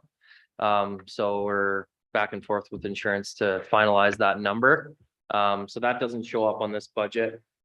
The tandem truck replaces, I believe, truck number 14, which was just surplused last week. I believe that's the one that falls under, but Michael and his asset manager, it's not like a truck number is gonna mean anything to you anyway without having the equipment list in front of you, but it is replaced. They all any tandem truck you see is replacing one that's at the end of its service life. Half-ton truck replaces truck 45. That's the silver truck that used to be in development services. There's 2 trucks sitting out at the Hitchenbrook garage now, and one is a fairly new truck. Is that the one that was rode off? Oh, yes, it did. It actually did get shipped back to our shop. So after it was deemed a write-off, I had them haul it back to Hinchinbrook so we could take off the plow harness and all the electronics for the plow. There's also one there with plow on it, or there was anyway. Is it replaced or is it out of commission or? No, it's, I'd have to see exactly which one you're talking I about. sit beside the one that was rolled off. Wow, I'm not sure which one. it's just covered in snow. I just wondered about it, if it was rolled off too or Oh, replaced. I can't think of which one's sitting there that would be covered in snow, but there was a half ton that was up for surplus or a 3/4 ton regular cab that was up for surplus in the last round. So I could check into that. Could be that one. Craig, So if the new half tons replacing the silver truck Noah used to drive, who's driving the silver truck now? The silver truck, through you, Madam Mayor, the silver truck was actually supposed to be surplus by the development services. We saw it only actually took a couple thousand to get another 1.5 years, almost 2 years out of it. So we used it for a patrol truck and we put the summer students in it because it passed safety and we fixed it up. But it's not repairable now at this point. It takes too much. It would supersede the replacement cost. So we currently did the same thing with the fire department's half ton. And so that half ton will be for Noah to share. But we still need to give the spare truck back to for summer students in the summer. So they have a way to get back and forth to job sites. Okay, so the new half ton then is to replace Jamie's old truck that Noah has and Jamie's old truck to become summer student truck. That's correct. Silver truck's just gone. It's And it's The done silver already. truck 45 is getting surplus finally. It's finally getting So surplus. the new truck for Noah, the old fire department truck, be the spare truck for summer student slash And cold what they neck, do, whatever, COVID guy that can't ride with Could anybody we else please or have a something. flow chart next time around to show how we're moving stuff around? it was in the presentation. I'm just kidding. Yeah. I'm the- just kidding. And one other important thing is the half ton also, the way that those go through the fleet is from office staff to retire as a patrol truck as well. So once the miles get up there and they're starting to show a little rust and stuff like that, and we just can no longer maintain them and they're costing us, the patrolman will take them to the end of their life. Nikki, Tyson, the orange truck that was unfixable, that's out of the south, that you came to council, we said to go ahead and replace that truck. Have you not replaced it? Because it's still, the orange one's still on the road and still in service. And Through where Madam does it Mayor, reflect Councillor on Gowdy, that? the orange one is no longer on the road. It's unsafe for the road. We picked up that route. We've managed to pick up that route with 3/4 ton trucks. At the time of first presenting that to council, with the council turnover, it got delayed by months. And by the time we got the approval to go out and replace that truck, we were in the winter plow season. We couldn't get one. There was no more available online it would have been reckless to spend that money on one that wasn't a good deal. So we'll be looking to use that money to buy one in the spring after the plow season. And actually, most recently, we've been in discussion with City of Kingston as they're going to be surplusing some trucks that might fit our needs as well for that single axle. Bill, Thank you, Madam Mayor, through you. Should that single axle truck not be on this list? If we're going to be purchasing one? I'll talk with Michael about that and see if it needs to be brought into this because I'll be honest, I got a little confused with how long that took from one budget season to the next of how to properly budget for that. Thank you. okay. Nikki, Sorry, one last question. The chief and I just kind of said something. If it's taking 3 years to get a fire truck delivered, and next year we're ordering another fire truck that we actually technically need next year, should we not be looking at ordering it now if it's going to take 3 years to get it, even though we're going to budget for it next year? with our luck, they might deliver it this year and then we don't have the 500,000 to pay for it. I don't know. What do you think, Chris? Through you, Madam Mayor, it is a bit confusing and sort of out of the box, but what I was thinking, so we have 3 trucks that are the same year. And I think we're going to reduce it down to 1. What I was maybe going to propose, and I'm not sure whether I will have, it's a bit of a luck of the draw, is to get a used one that's approximately 5 to 7 years old. That's in the $400,000 range, Canadian funds. In a more practical style truck for the haul. It'd be Charlotte Lakes truck that we would replace the pumper. So either that, or if we put it out there for a truck, you're probably going to be looking at around 700,000.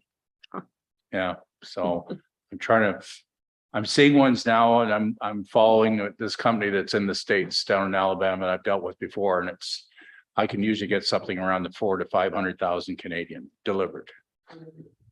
So I don't know if that's where so I'm keeping an eye on things, but I don't want to put something out there that's not feasible for the right, the ratepayers or for council to make a decision on, right? So, so that's sort of where I'm at. Because right now to wait a 3-year period to get, and I don't think the same as we did with the last one, we didn't have to put a deposit on the truck. So this council knows that. We haven't put any money towards this truck that's being delivered next year, but when it comes, the price is held at 550,000. I don't know whether they'll do that again or not. Not for 550 anyways. So it'd be probably 700. So I know over in Leeds, they just ordered one from a company at Pierce, and it was 780 for a pumper. That was How do you custom. expect small fire departments like ours to continue? It's becoming more and more difficult to do that, but everybody's saying the same thing. It's just gotten totally out of control, right? So. Boy, oh boy, we Yep. better build lots of new houses. Madam Mayor, just back to the single axle for a minute. I don't. Just wanna- Before we commit to too many fire trucks here, just kidding, Chris, obviously, the back to the single axle for a sec, the last thing I want to do is confuse council on the single axle. And when we made that decision to propose to council about instead of paying the high cost of the safety is replacing that we were going to use some of the surplus money from that big round of surpluses that we were going to do. So I think what I'd like to do is we've done a lot of surplusing since then. I think I'd like to bring a report back to council on where we're at with the final numbers of the surplus and how much that's going to hit the 2023 budget and go from there, because the intent of that at the time was to pull from reserves to save us money on that safety. But I think we should revisit that with a proper report, so council has a chance to really look at all the numbers and make a good decision on that single axle. Now that it's not as much of a rush, we might be able to scrape through this winter and still be able to get that route done with 3/4 tons. So. Okay. All right, so that we're going to revisit. Vehicles. We revisit vehicles a lot. Okay, now we are at capital projects, equipment, public works. Cindy. The smooth drum roller, did we not take that off? I thought we took that off. Yes, we did. Okay, because it's on here for 85,000. Okay, I didn't have official direction. So that is on it. if you hear off once, that's all you need to hear. Yeah, it was on. Is there anything else on there that we had said no to? Yes, it's taken off. The plate packer? So the drum roller was off and the diesel plate packer was off. Yeah. There's the truck that insurance is replacing, right? Okay, and the wheel mounted excavator is in for 351,000. Okay, so there's a new total there. That's 100,000. Craig, Through you, Madam Mayor. Well, last time we talked about it in the full and lengthy discussion, there was the option of the lease in the excavator for another year. Through Madam Mayor to Councillor Middleton, we've discussed since then to I think we discussed with council since then that I think Michael presented an extra 10 or 15,000. 20 and 30 for every set, sorry. 20,000 to lease it for another year, 30,000 to lease it for another 2 years, and then buy it. It was gonna cost quite a bit in interest to continue on with that, and that it makes more sense to purchase it. The lease period was to make sure it was equipment that worked for us, suits our needs, and it does. So hoping to buy that and not throw away money on interest. And how many, I know last year was tough because it was broke down when the boom cylinder broke or whatever broke on it. What's your predicted hours you'd put in that machine in a year, do you think? Or is it too early to tell? It's too early to tell at this point, but Like anytime when we have a chance where we're not absolutely needed for grading or plowing and it's the conditions are favorable, we're going to be brushing and we're going to be ditching. Brushing is the thing we're behind on right now. So there'll be a body in the machine all summer, all year. So. and this machine you will actually be using to do ditching as well? Correct. And if you flip back, I can't remember the page number, you'll notice that we reduced the ditching budget as well by quite a bit. you reduced it. We reduced the ditching budget, the operating ditching budget, where we'd have to hire contractors to dig ditches and everything Okay. for us. We reduced that with Do your own. being able to ditch in-house. Dan? The previous brusher, is it being sold or do we take into account that price that's here? If you do sell it or? Through you, Madam Mayor, to Councillor Meeks, I believe that machine's already been It's definitely been surplus. The reason I wasn't sure is because we separated the Liebherr from the brusher head. And I forget if the brusher head went, but I'm pretty positive that it was surplus as well. And it was through Gov Deals and we had a pretty high return on that.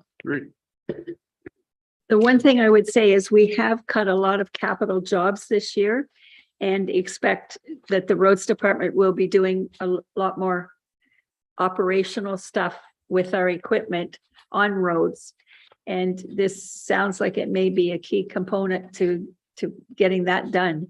If we can't do big major jobs, maybe we can do a bunch of little ones. Take out some corners and straighten some ditches and holes and the like. Absolutely, Madam Mayor. So we'll leave that in. And whatever the new total is. So bridges, public works, 500,000 for the Oak Lane one. We talked about that. Money coming back through the county. And Road 38 corridor improvement at Eagle Lake. That's county. That was county as well, with some money coming back for that. Yes. And I don't remember the number coming back. Michael might remember. Was it like 80%? That's for the trail, isn't it? The crosses right at the corner. Isn't that the improvement Yes, for yeah, the KMP trail? So that is that is county, yeah. but basically all for I think- county I think wish list, isn't we it? do a part with them, but I'm not sure. Yeah. It's a partnership and the idea is that they've got grant money that they've got to spend. And they kind of chose Central Frontenac as a place to Spend put it. it into. And I guess that's what I'm asking is what is the number of that grant money of the 350? So, Madam Mayor to Councillor Middleton, we have 223,000 coming through the county's OCIF formula funding. Right. So that's really from the province through the county. About $100,000 that Richard believed he could get from different agencies, and 27,000 coming from reserves. So it's not all of our. costing us 30,000. So again, it'd be nice if that was in a different section that it showed that. But shit, without just a $30,000 ask then instead of a 350. So maybe later on in the meeting, I'll show you something that will make that clearer. Okay. All right, let's go down to Westport Road. Paving the Westport Road, 763,335. And the pavement preservation program that we threw out a bunch of ideas last time we were speaking of these roads. And Tyson, have you thought about all those things we thought out and what you might do with them? Madam Mayor, Public Works is, first I want to clarify that paving Westport Road is just a title. It's not actually paving with asphalt. We want to make that really clear. I know you're shocked, Councillor Smith. It's a double surface treatment. It's a reconstruction and a double surface treatment. The Public Works is asking for both projects to remain.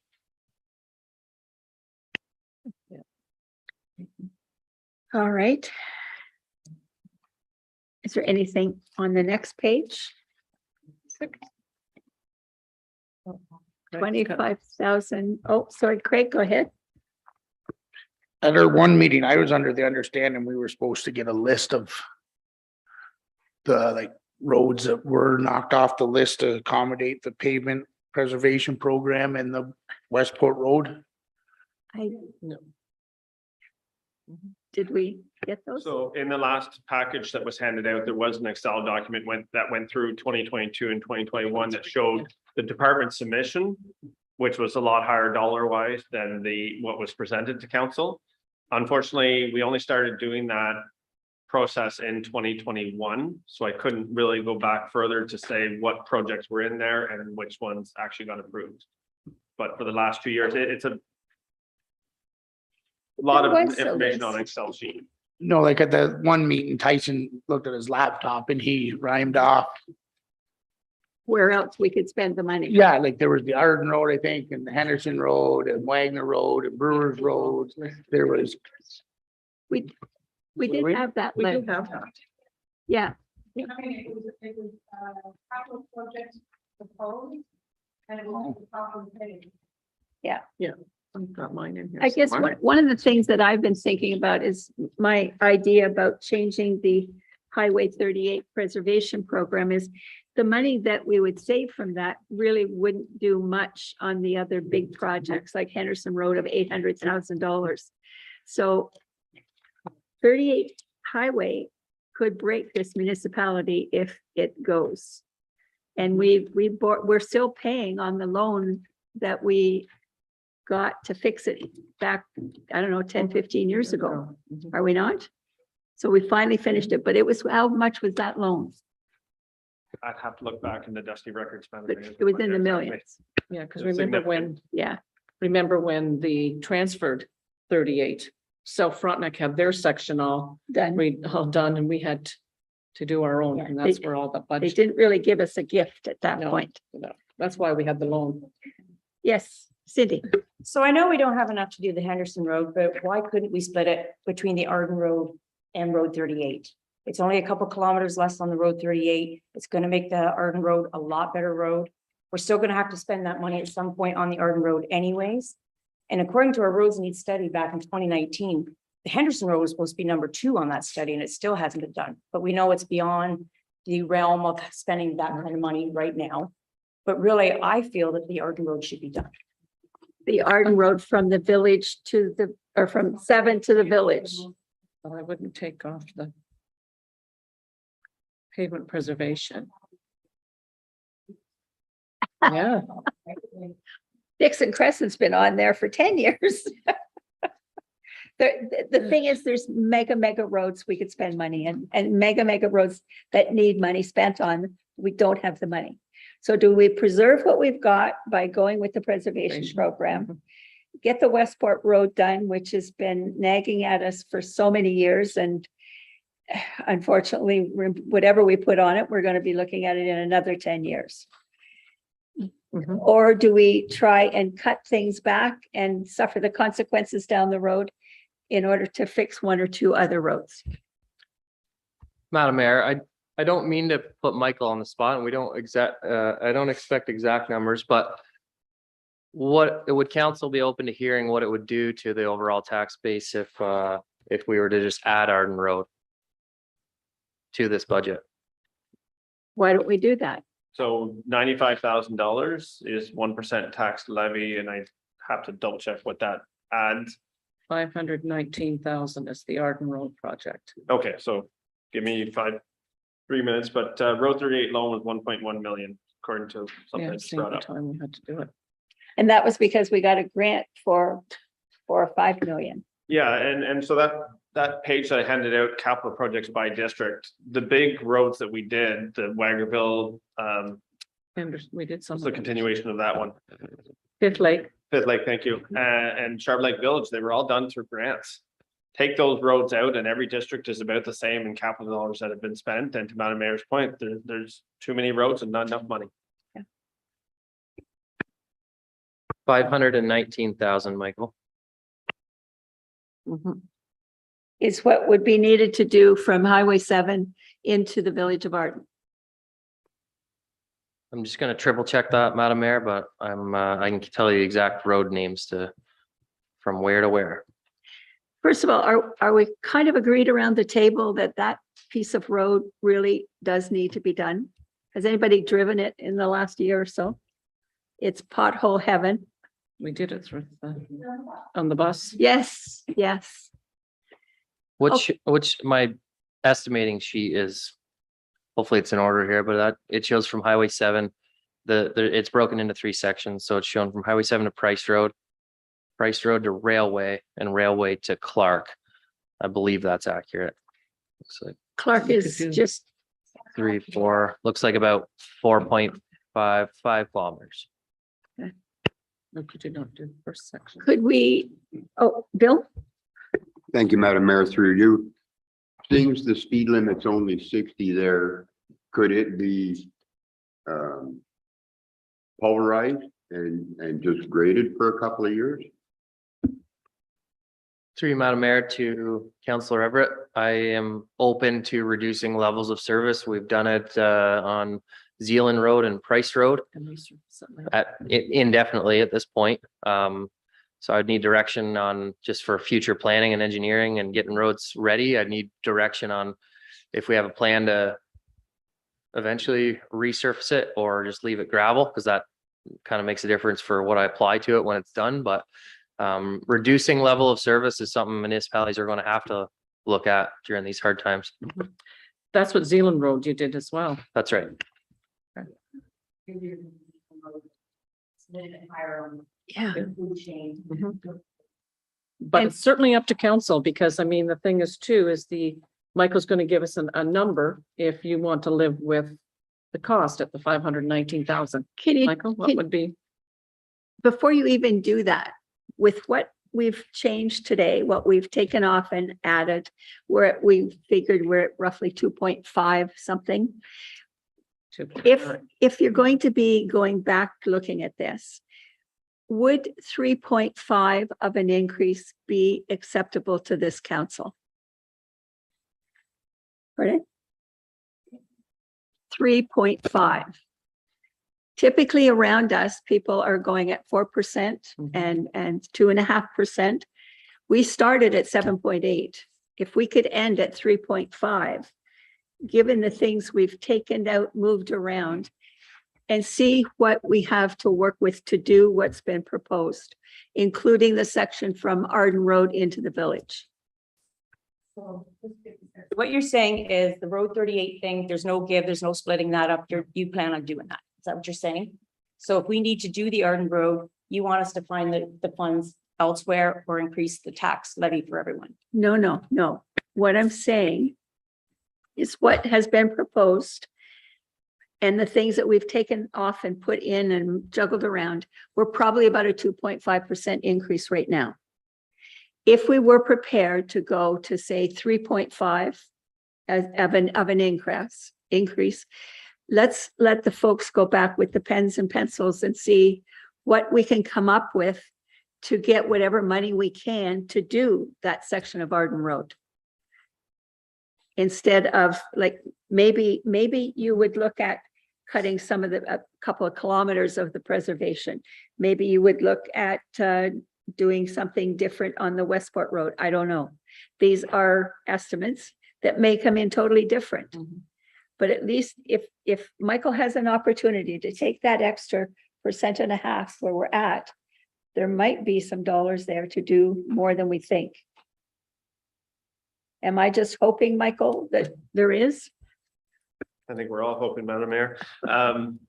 So 3.5, sorry, I wanted to kind of go there first. That would mean $22 increase for every 100,000, or the average property, which our assessment from MPAC says 165,000, would mean a $36 increase. But again, take $22 for every 100,000, that would be the 3.5% net levy. Can we find that somewhere? I'm sure we can, maybe at a risk to some service levels. Now, to answer the initial question, if we simply just added Arden Road, it would be a 5.46% levy increase, or $53 for every 100,000 added on to the existing 13 that was there. But that's not taking out any of the other things that we've maybe. I'd have to post them. I have to add the Yeah, operating, they'd so have it to take a post. few more minutes. If you want to have a coffee break, I can probably. I don't think we can go to 5%, but Well, Philip. even that, if we went to a full 5.5%, what's happening to our reserves, Michael? Because I think, in my head, we're already taking half of them to deal with this year's budget anyhow. Yeah, and so just to clarify, that was an additional 5.46%. I had the number up there, but it was, yeah, so an additional 5 to add the Arden Road. I think it's just 1 second. No. Yeah, I guess.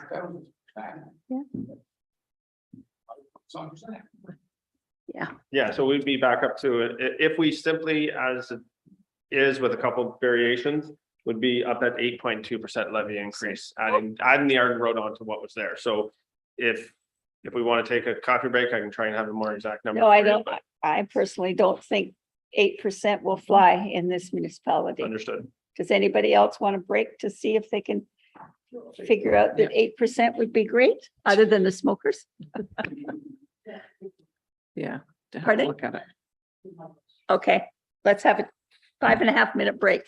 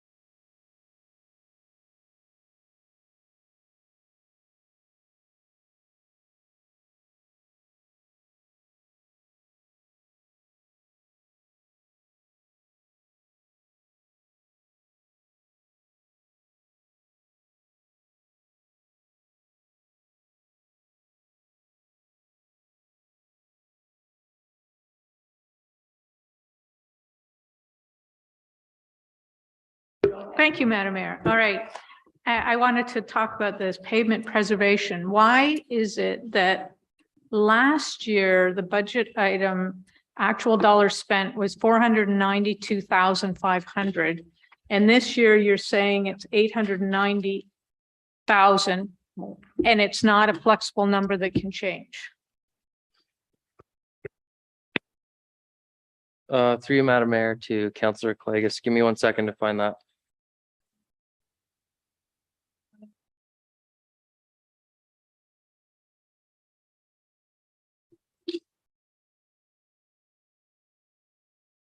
I think I have that one right in front of me. You're saying actuals, Actual dollars under Hitchinbrook infrastructure, pavement preservation, $492,523.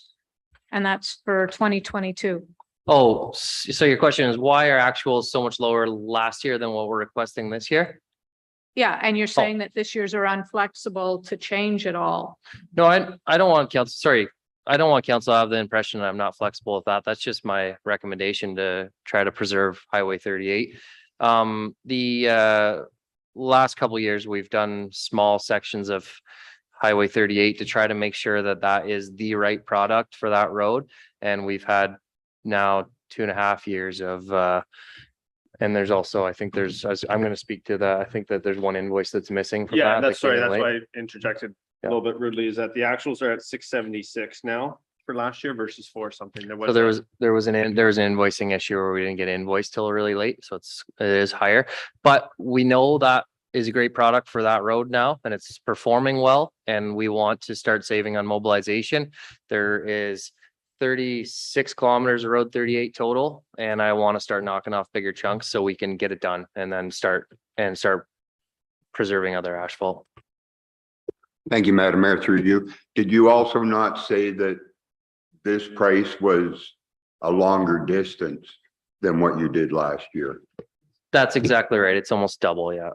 Yeah, it's 9.1 kilometers. It takes you from Evergreen Road where we left off, and it will get you just on the south side of the village of Parham, to Parham, basically. And I just want to remind council, I'm just looking at my pavement preservation chart here, and just remind council that the micro surface portion of this budget is actually $655,200 plus 10% contingency. So it's not just want to remind everybody, it's not all micro surfacing in that budget.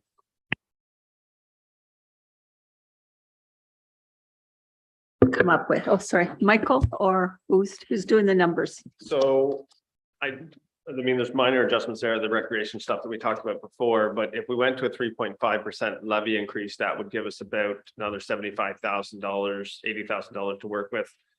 And then if the capital projects that we reduced, we pull that money from reserves, that would give us the $180,000 difference, so 260 to potentially work with, and then we'd have to try and come up with another $350,000 from somewhere to get the whole project done.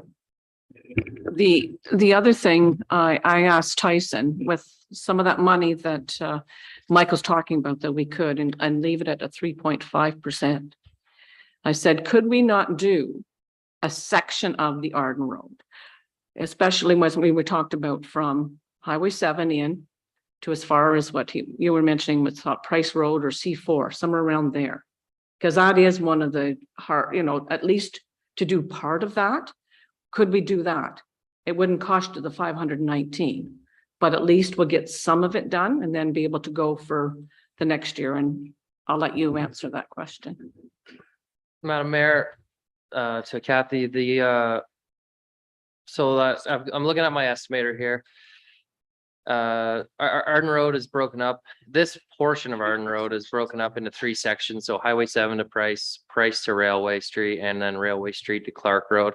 My first section, this is before I add 10%. This is raw data before I add 10% contingencies. So the Highway 7 to Price Road section, which is 1.35 kilometers, Obviously, I'm gonna verify these numbers before finalizing, but it shows up as $159,939, so 160. If council decides to take that approach, I just want to remind everybody about, I estimate it's about $20,000 every time you mobilize a double surface treatment crew. So if we happen to break it into those 3 sections and do it over 3 different years, so you're like 60,000 in mobilization. But it's an option for But council. Tyson, if we're doing double surface treating on the Westport Road, could we not include this part with that surfacing? Madam Mayor, we can, and we might get better unit pricing per square meter, but you still have to, there's a high cost for mobilizing a crew to a section of road. So I still ask to move from one road to the other. So they would still charge you another 20,000 to move from one road to another road? 20,000 is a conservative estimate. No, I think if they mobilize from a different city to here, 20,000, but I expect they'd still charge 10 to 15. And we could tow their trucks to where they have to go if they don't have to use any gas. Well, Mobilization costs, it includes, there's other overhead costs that it's not just floating equipment to site. There's other, there's site prep, there's MOL safety requirements for site trailers and all that kind of stuff as well included in that. right. Cindy, So when we come back to the table next year to do this, are we going to be 38 again and again and again every year because it's not completely done yet? Or are you going to give us some kind of someday you may actually get a road? Because every year it's like 38 pops up and then nobody gets anything, right? Cindy, if the money falls, Well, the we'll money's do it. falling from our taxpayers' dollars in our area and we're not getting anything. That's the problem.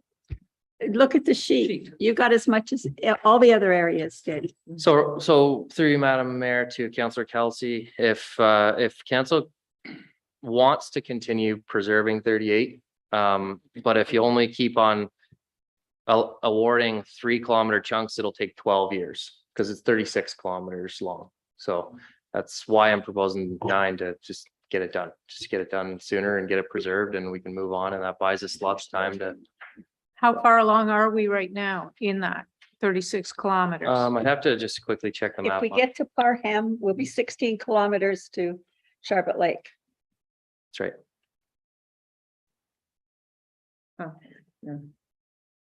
Any other okay, so what do we do? Nikki, So if we decide to go ahead and do the Arden Road, that means any other wishes that like pickleball or whatever is completely off the table. yes. Okay. Craig, So I just did some quick Craig math, which isn't usually very good and it's rough. But out of your wish list that you have that Susan gave me, that I guess I had, but I can't find it. My numbers would show if you did your plan of Westport and the Highway 38 pavement prevention program, you're spending 1,654,000. You're leaving off Arden Road at 520, Brewers Road at roughly 300, Thompson Hill at 220, for a total of $1,040,000. And we're still not getting Henderson Road at 840,000. So if we agree to Westport Road and 38 this year in full junction, can we also agree for sure next year, Arden Road, Brewers Road, Thompson Hill, and Henderson Road get done? That's your decision, council. Can we do that as a council? Because I know what Cindy's saying.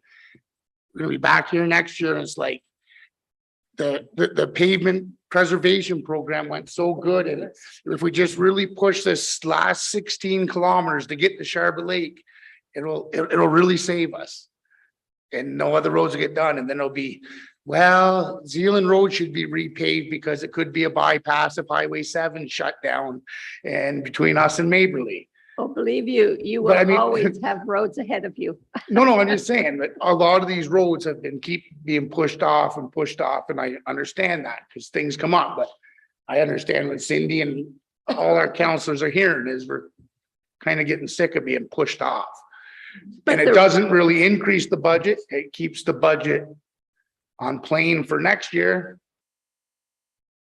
without any unforeseen.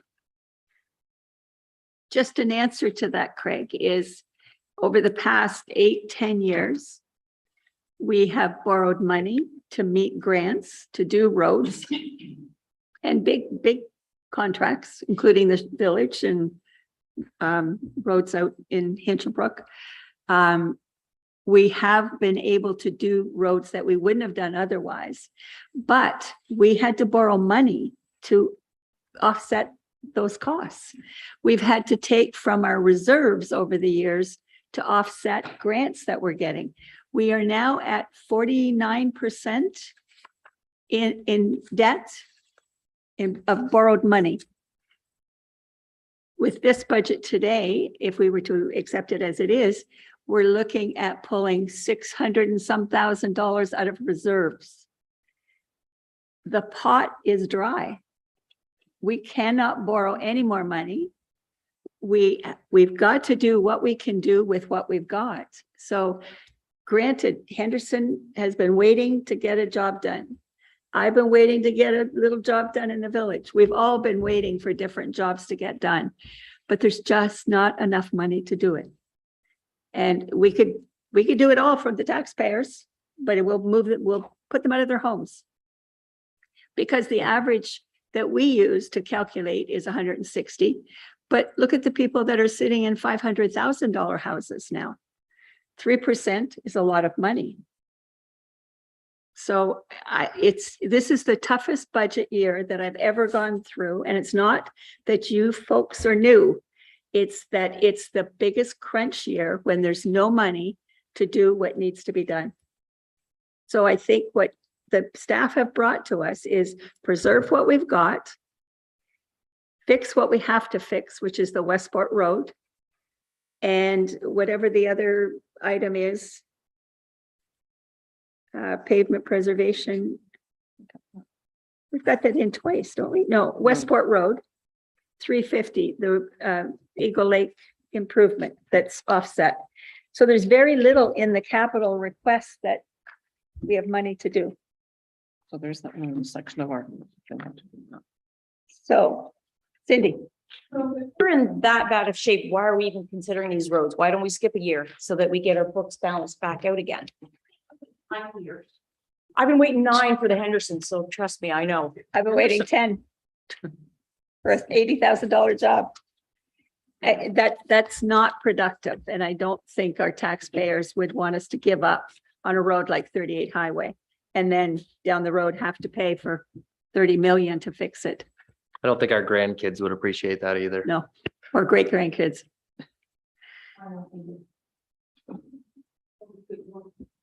We could end up in a position like South Frontenac. They can't afford to fix 38 Highway. So that's why they keep band-aiding it until they can hopefully get a grant. And 38 south of Harrowsmith is not a great road to drive on. And it's one of the major thoroughfares for everybody driving to Kingston. So I guess the question is, what you've come up with at this point is roughly $200,000 you could put on the Arden Road from 7 to some point to the village. Price Road. So if you said, I've got 200,000, how far will that take me? Where might you end up? I think he said I'll Price flip Road. back, but it's Price Road for sure. And depending on actual tender prices that come in, as far as we can stretch it. So my question is then, do we want to do that? Those who want to do that, stick your hand up. Okay. Do we want to Do the section as well, Arden Road. do we want to try and get that 200,000 in the budget to do a piece of the Arden Road from the village from Highway 7 into the village? And Or maybe do we want to just leave everything as it is and not go up any higher in our percentage? It's 3.5. Dan? Tyson, that's not all 38 though of that pavement preservation, right? It just gets us to par. Right. Of that, Madam Mayor's correct, 16 more kilometers. So if we continue doing 8-9 kilometer chunks, then you're looking at 2 more years to preserve it like that. But out of that $890,890 isn't all 30. Oh, I apologize, Counselor Meeks. I misheard you. I believe it's 655,000 1 second. So road 38 micro, 9.1 kilometers it's $655,200 is the micro portion. You've also got rounded up to $73,000 for single surface treatment. That's, I listed those roads last meeting. And then $82,000 for crack sealing, road 38 has to be done. So one thing there's a lot of questions back and forth, but I didn't get to touch on is Councillor Kelsey's point. I do, as much as I don't want to say this, I would prefer to take a year off of preservation than to break it up into smaller chunks, because it's a risk in case the condition were to deteriorate fast, but that's a risk. But what's for sure is higher mobilization costs every single year and then just never getting it done. So I would prefer to, if we were gonna keep cutting down doing little 3 kilometer chunks, I would almost rather skip a year, which kind of goes back to Councillor Irwin's request of guaranteeing. I think it was Councillor Irwin's request of guaranteeing the next year, or Craig's request of guaranteeing that we do it that next year and agreeing to a bit of a preservation plan, which I presented in 2022. Bill? Thank you, Madam Mayor, through you. So you're just suggesting doing all of Arden Road or doing your 9 kilometers for the dollar value roughly? I just wanted to remind council that's about the high mobilization cost of every, I mean, we all know to get the best value out of a road is to, once it gets to that deterioration state, is unfortunately you have to ride it out for those last years to deal with that level of service, unless you have the money to redo it. But the smaller chunks we break it into, the more mobilization costs. Philip? Thank you, Madam Mayor. Tyson, are you able to tell us with any certainty how much longer Road 38 would last in its current state? In its current state, since the Road 38's been preserved quite similar to the section that goes through South Frontenac, I'm not sure if all councillors have been in the area for the last like 5 years, but over the last 5 years, that section in Verona and Harrowsmith has gone from like a fairly good ride condition to poor just in the last 5. So I would say our section of 38 totally untouched. 10, but I don't want to, we'd have to get into our asset manager and spit out those actual reports, but it's I think we're pretty safe to say 10.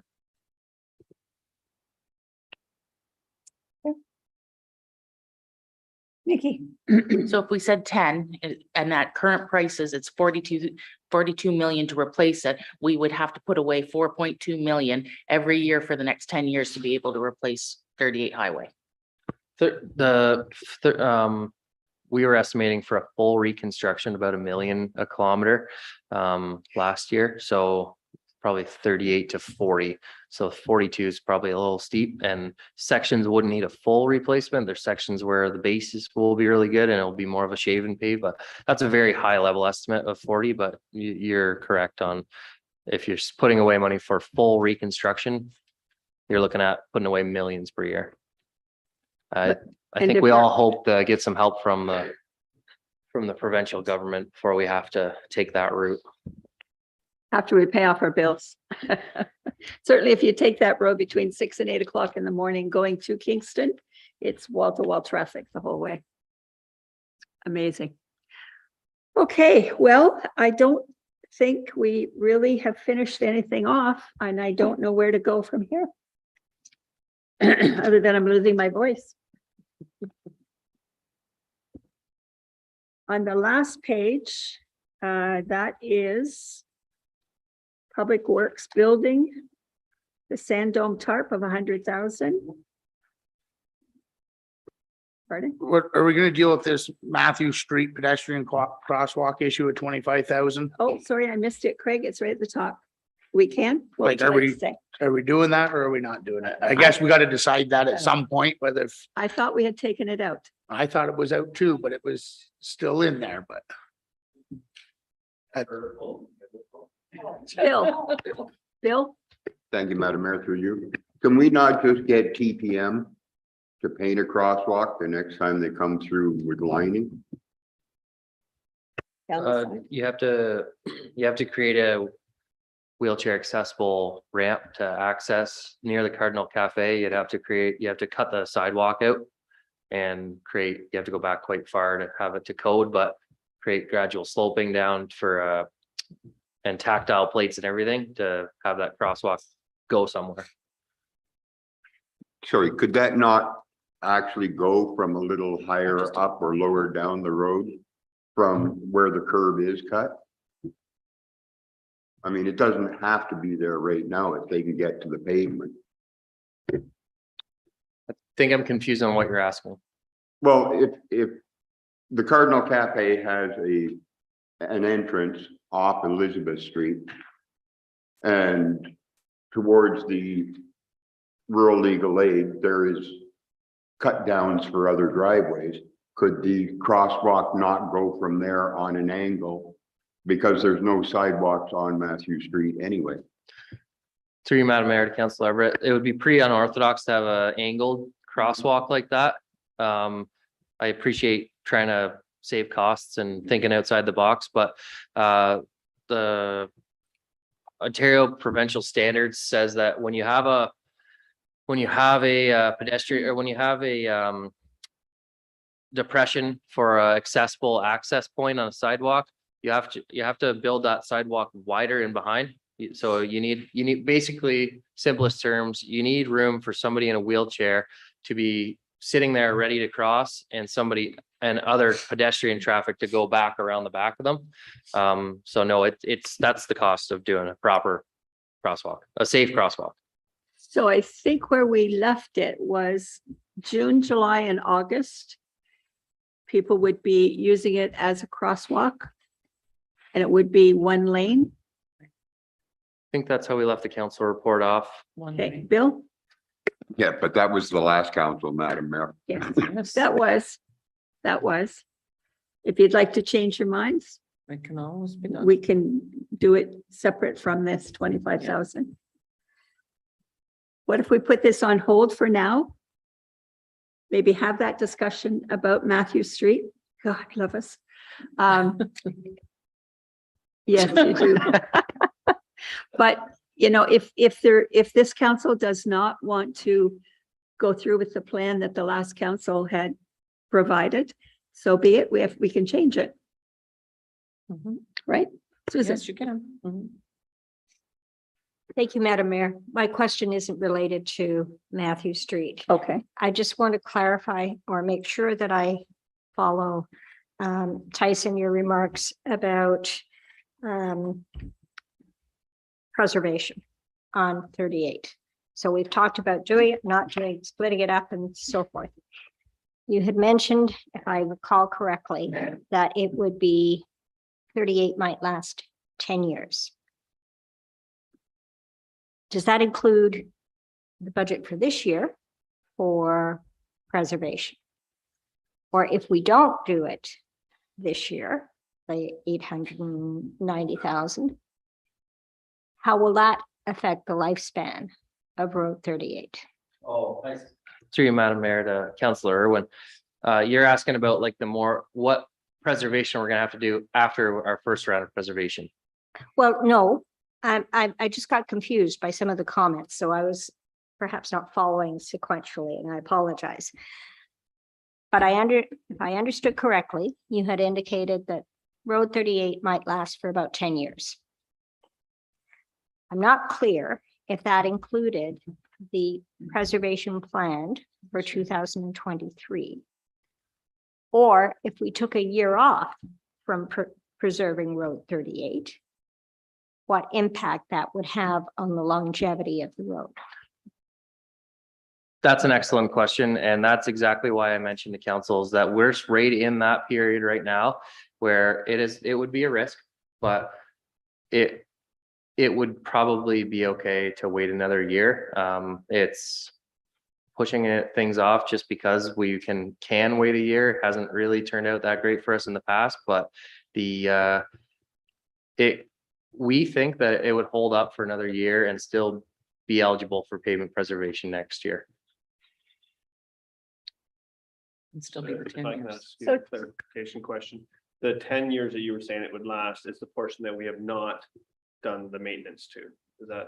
So 10 years, I would say that after 10 years of zero preservation at the rate that we're seeing 38 deteriorate in the neighboring township, we're looking at full reconstruction. 10 years preserved. If with pavement preservation approved over the next few years and getting to the end of 38, I hope to get back onto a preservation. You preserve it again to get that other, hopefully 8 to 10 years again. So what you're saving is the reconstruction cost. If we let it fail beyond preservation, you're up against a reconstruction cost. If we preserve it, we can continue on with a preservation program, hopefully. Thank you.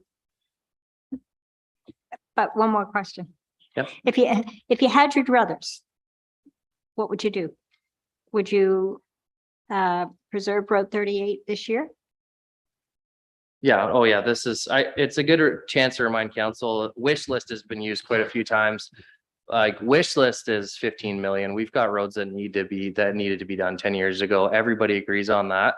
This is just to get by. What I'm presenting, the 9.1 kilometers is just to get by and try to present something reasonable to council. We're playing catch up from not preserving anything for such a long time is what we're doing. Healthy municipalities are spending anywhere from 5 to 15% on preservation yearly, and they've been doing it for a long time, and their roads are healthier. We've got some catch up to do to get to that point where we can get back down to a reasonable preservation percentage per year. That's why you're seeing these high costs for preservation, and why it seems like we're focusing more on that than capital projects. Unfortunately, some of our bad roads have to fail for a little longer for us to be able to afford to do them properly. Thank you, Tyson. That helps me evaluate the risks a little better. Thank you. So just what I understood you saying is once we finish this preservation, that's not the end of preservation. That needs to continue, but we'll be able to do it on a shorter bunches of pieces. That's right. And per kilometer, we're looking at preservation costing 60 to 75,000 versus full reconstruction closer to $1 million. Yeah. Okay, it is actually after 4, and we were going to use our quitting time. I think in order to give staff direction to come back with their final numbers for us, we need to decide preservation or no preservation. If it's no preservation, then Tyson and Michael can work on roads they're going to present to us next time around. So I think we need to take a straw vote as to preservation or no preservation. Tyson, do you want to vote? I do. Can we do microsurface versus no microsurface? Because we also haven't even discussed the sections of road that's tar and chip that we want to preserve with a single surface treatment, like a tar and chip. There's $73,000 in that same budget for that. And those roads are going to fail if we don't preserve them too. And 38, regardless of what we do, it should be crack sealed this year. And that's estimated. I'm hoping this is lower, but that's estimated at 80,000. So I think what we should be voting on is the microsurface separate from that of 655,000.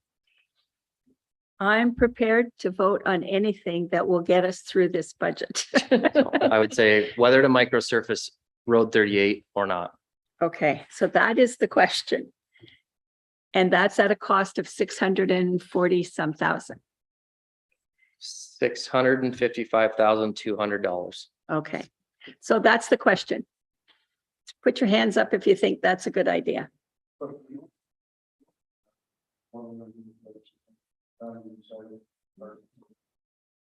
Well, that will be the next work for them to do. We'll have to look at it. Once we know what that savings is, then they can go back and tell us where they suggest we spend it. And we can tell them where we suggest they spend it. Okay. All right, so back to the micro surfacing of 655. How many people want to do that? 1, 2, 3, 4. How many people don't want to do that? 1, 2, 3, 4, 5. We're not doing it. So now what are we doing? We are leaving this in the budget and we are preserving 38 highway. Is that what I'm hearing? No. No, you voted no to a portion of the work, Microsurfacing. the micro surfacing. We basically, what I thought I just voted on was the free on $665,000. Yeah. Other road work, not doing the micro surface of 38. We're gonna crack seal 38. We're Right. gonna do the township on the other roads we talked about. And we just said them that for $655,000 cash to decide what other roads are. gonna Okay. present us. That's what I voted. So it's, If I was wrong, then I guess I didn't vote. The simple motion would be removing micro surfacing. that flow, Right, we'll put a motion be right. on the table for it. okay, that we remove, Yeah. I don't know, We're gonna seal the cracks. that we remove micro Removing the surfacing, micro micro surfacing. in the amount of From the pavement 600 preservation. From the budget. pavement preservation, yeah. In the amount of 600, you said 655? $655,200. Okay. 655 and 200. Yeah, we're gonna double. So we remove microsurfacing from the pavement preservation, I'm sure yeah, that's. in the amount of, yeah. Yeah. Put that in, yeah. Okay, so You need Craig, to- you're gonna move this? Sure. Bill over here? Okay. All right, here's the motion. Moved by Craig, seconded by Bill, that we remove microsurfacing from the pavement preservation in the amount of $655,200. All those in favor? 2, 3, 4. 4, okay. 1, 2, 5. There's 5. 5. Oh, Yeah. sorry, you got to put that hand up there, Dan. And those Cracks. against. It's got, the crack sealing's got to be done regardless. You 1, got to crack 2, seal 3, before you do 4. micro. Yeah. If we do it this It- year, that's okay. If we're gonna it, micro next year, has that's to. okay. We Yeah. won't have to do it twice. It'll hold up. Red and 5. Okay, that wasn't a recorded vote. It was just me having to count.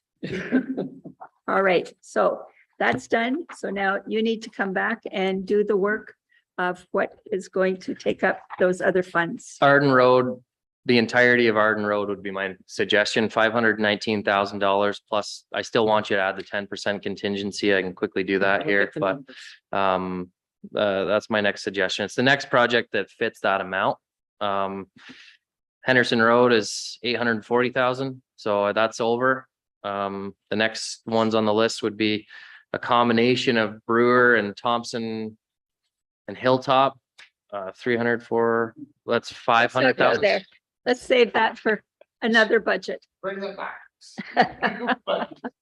Philip, I would suggest we just do the Arden Road then and leave the balance not coming out of reserves. Mhm. yes, Well, why don't you put that in a motion? I don't have more paper. Oh, do I have another motion? We're gonna have to have another meeting, are we not? Yes, we are. Okay, we'll do that. Okay, next we'll do time. it and we'll do the other motion to do that. Oh, my God. And then we'll do some more motions because we're gonna have to do some motions to, Okay. for so those this is the projects. to bylaw. know For sure exactly what projects are in the budget and which are not, so.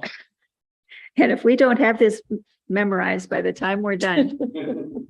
So I have a motion. Yeah, right. Yeah, well, There you go.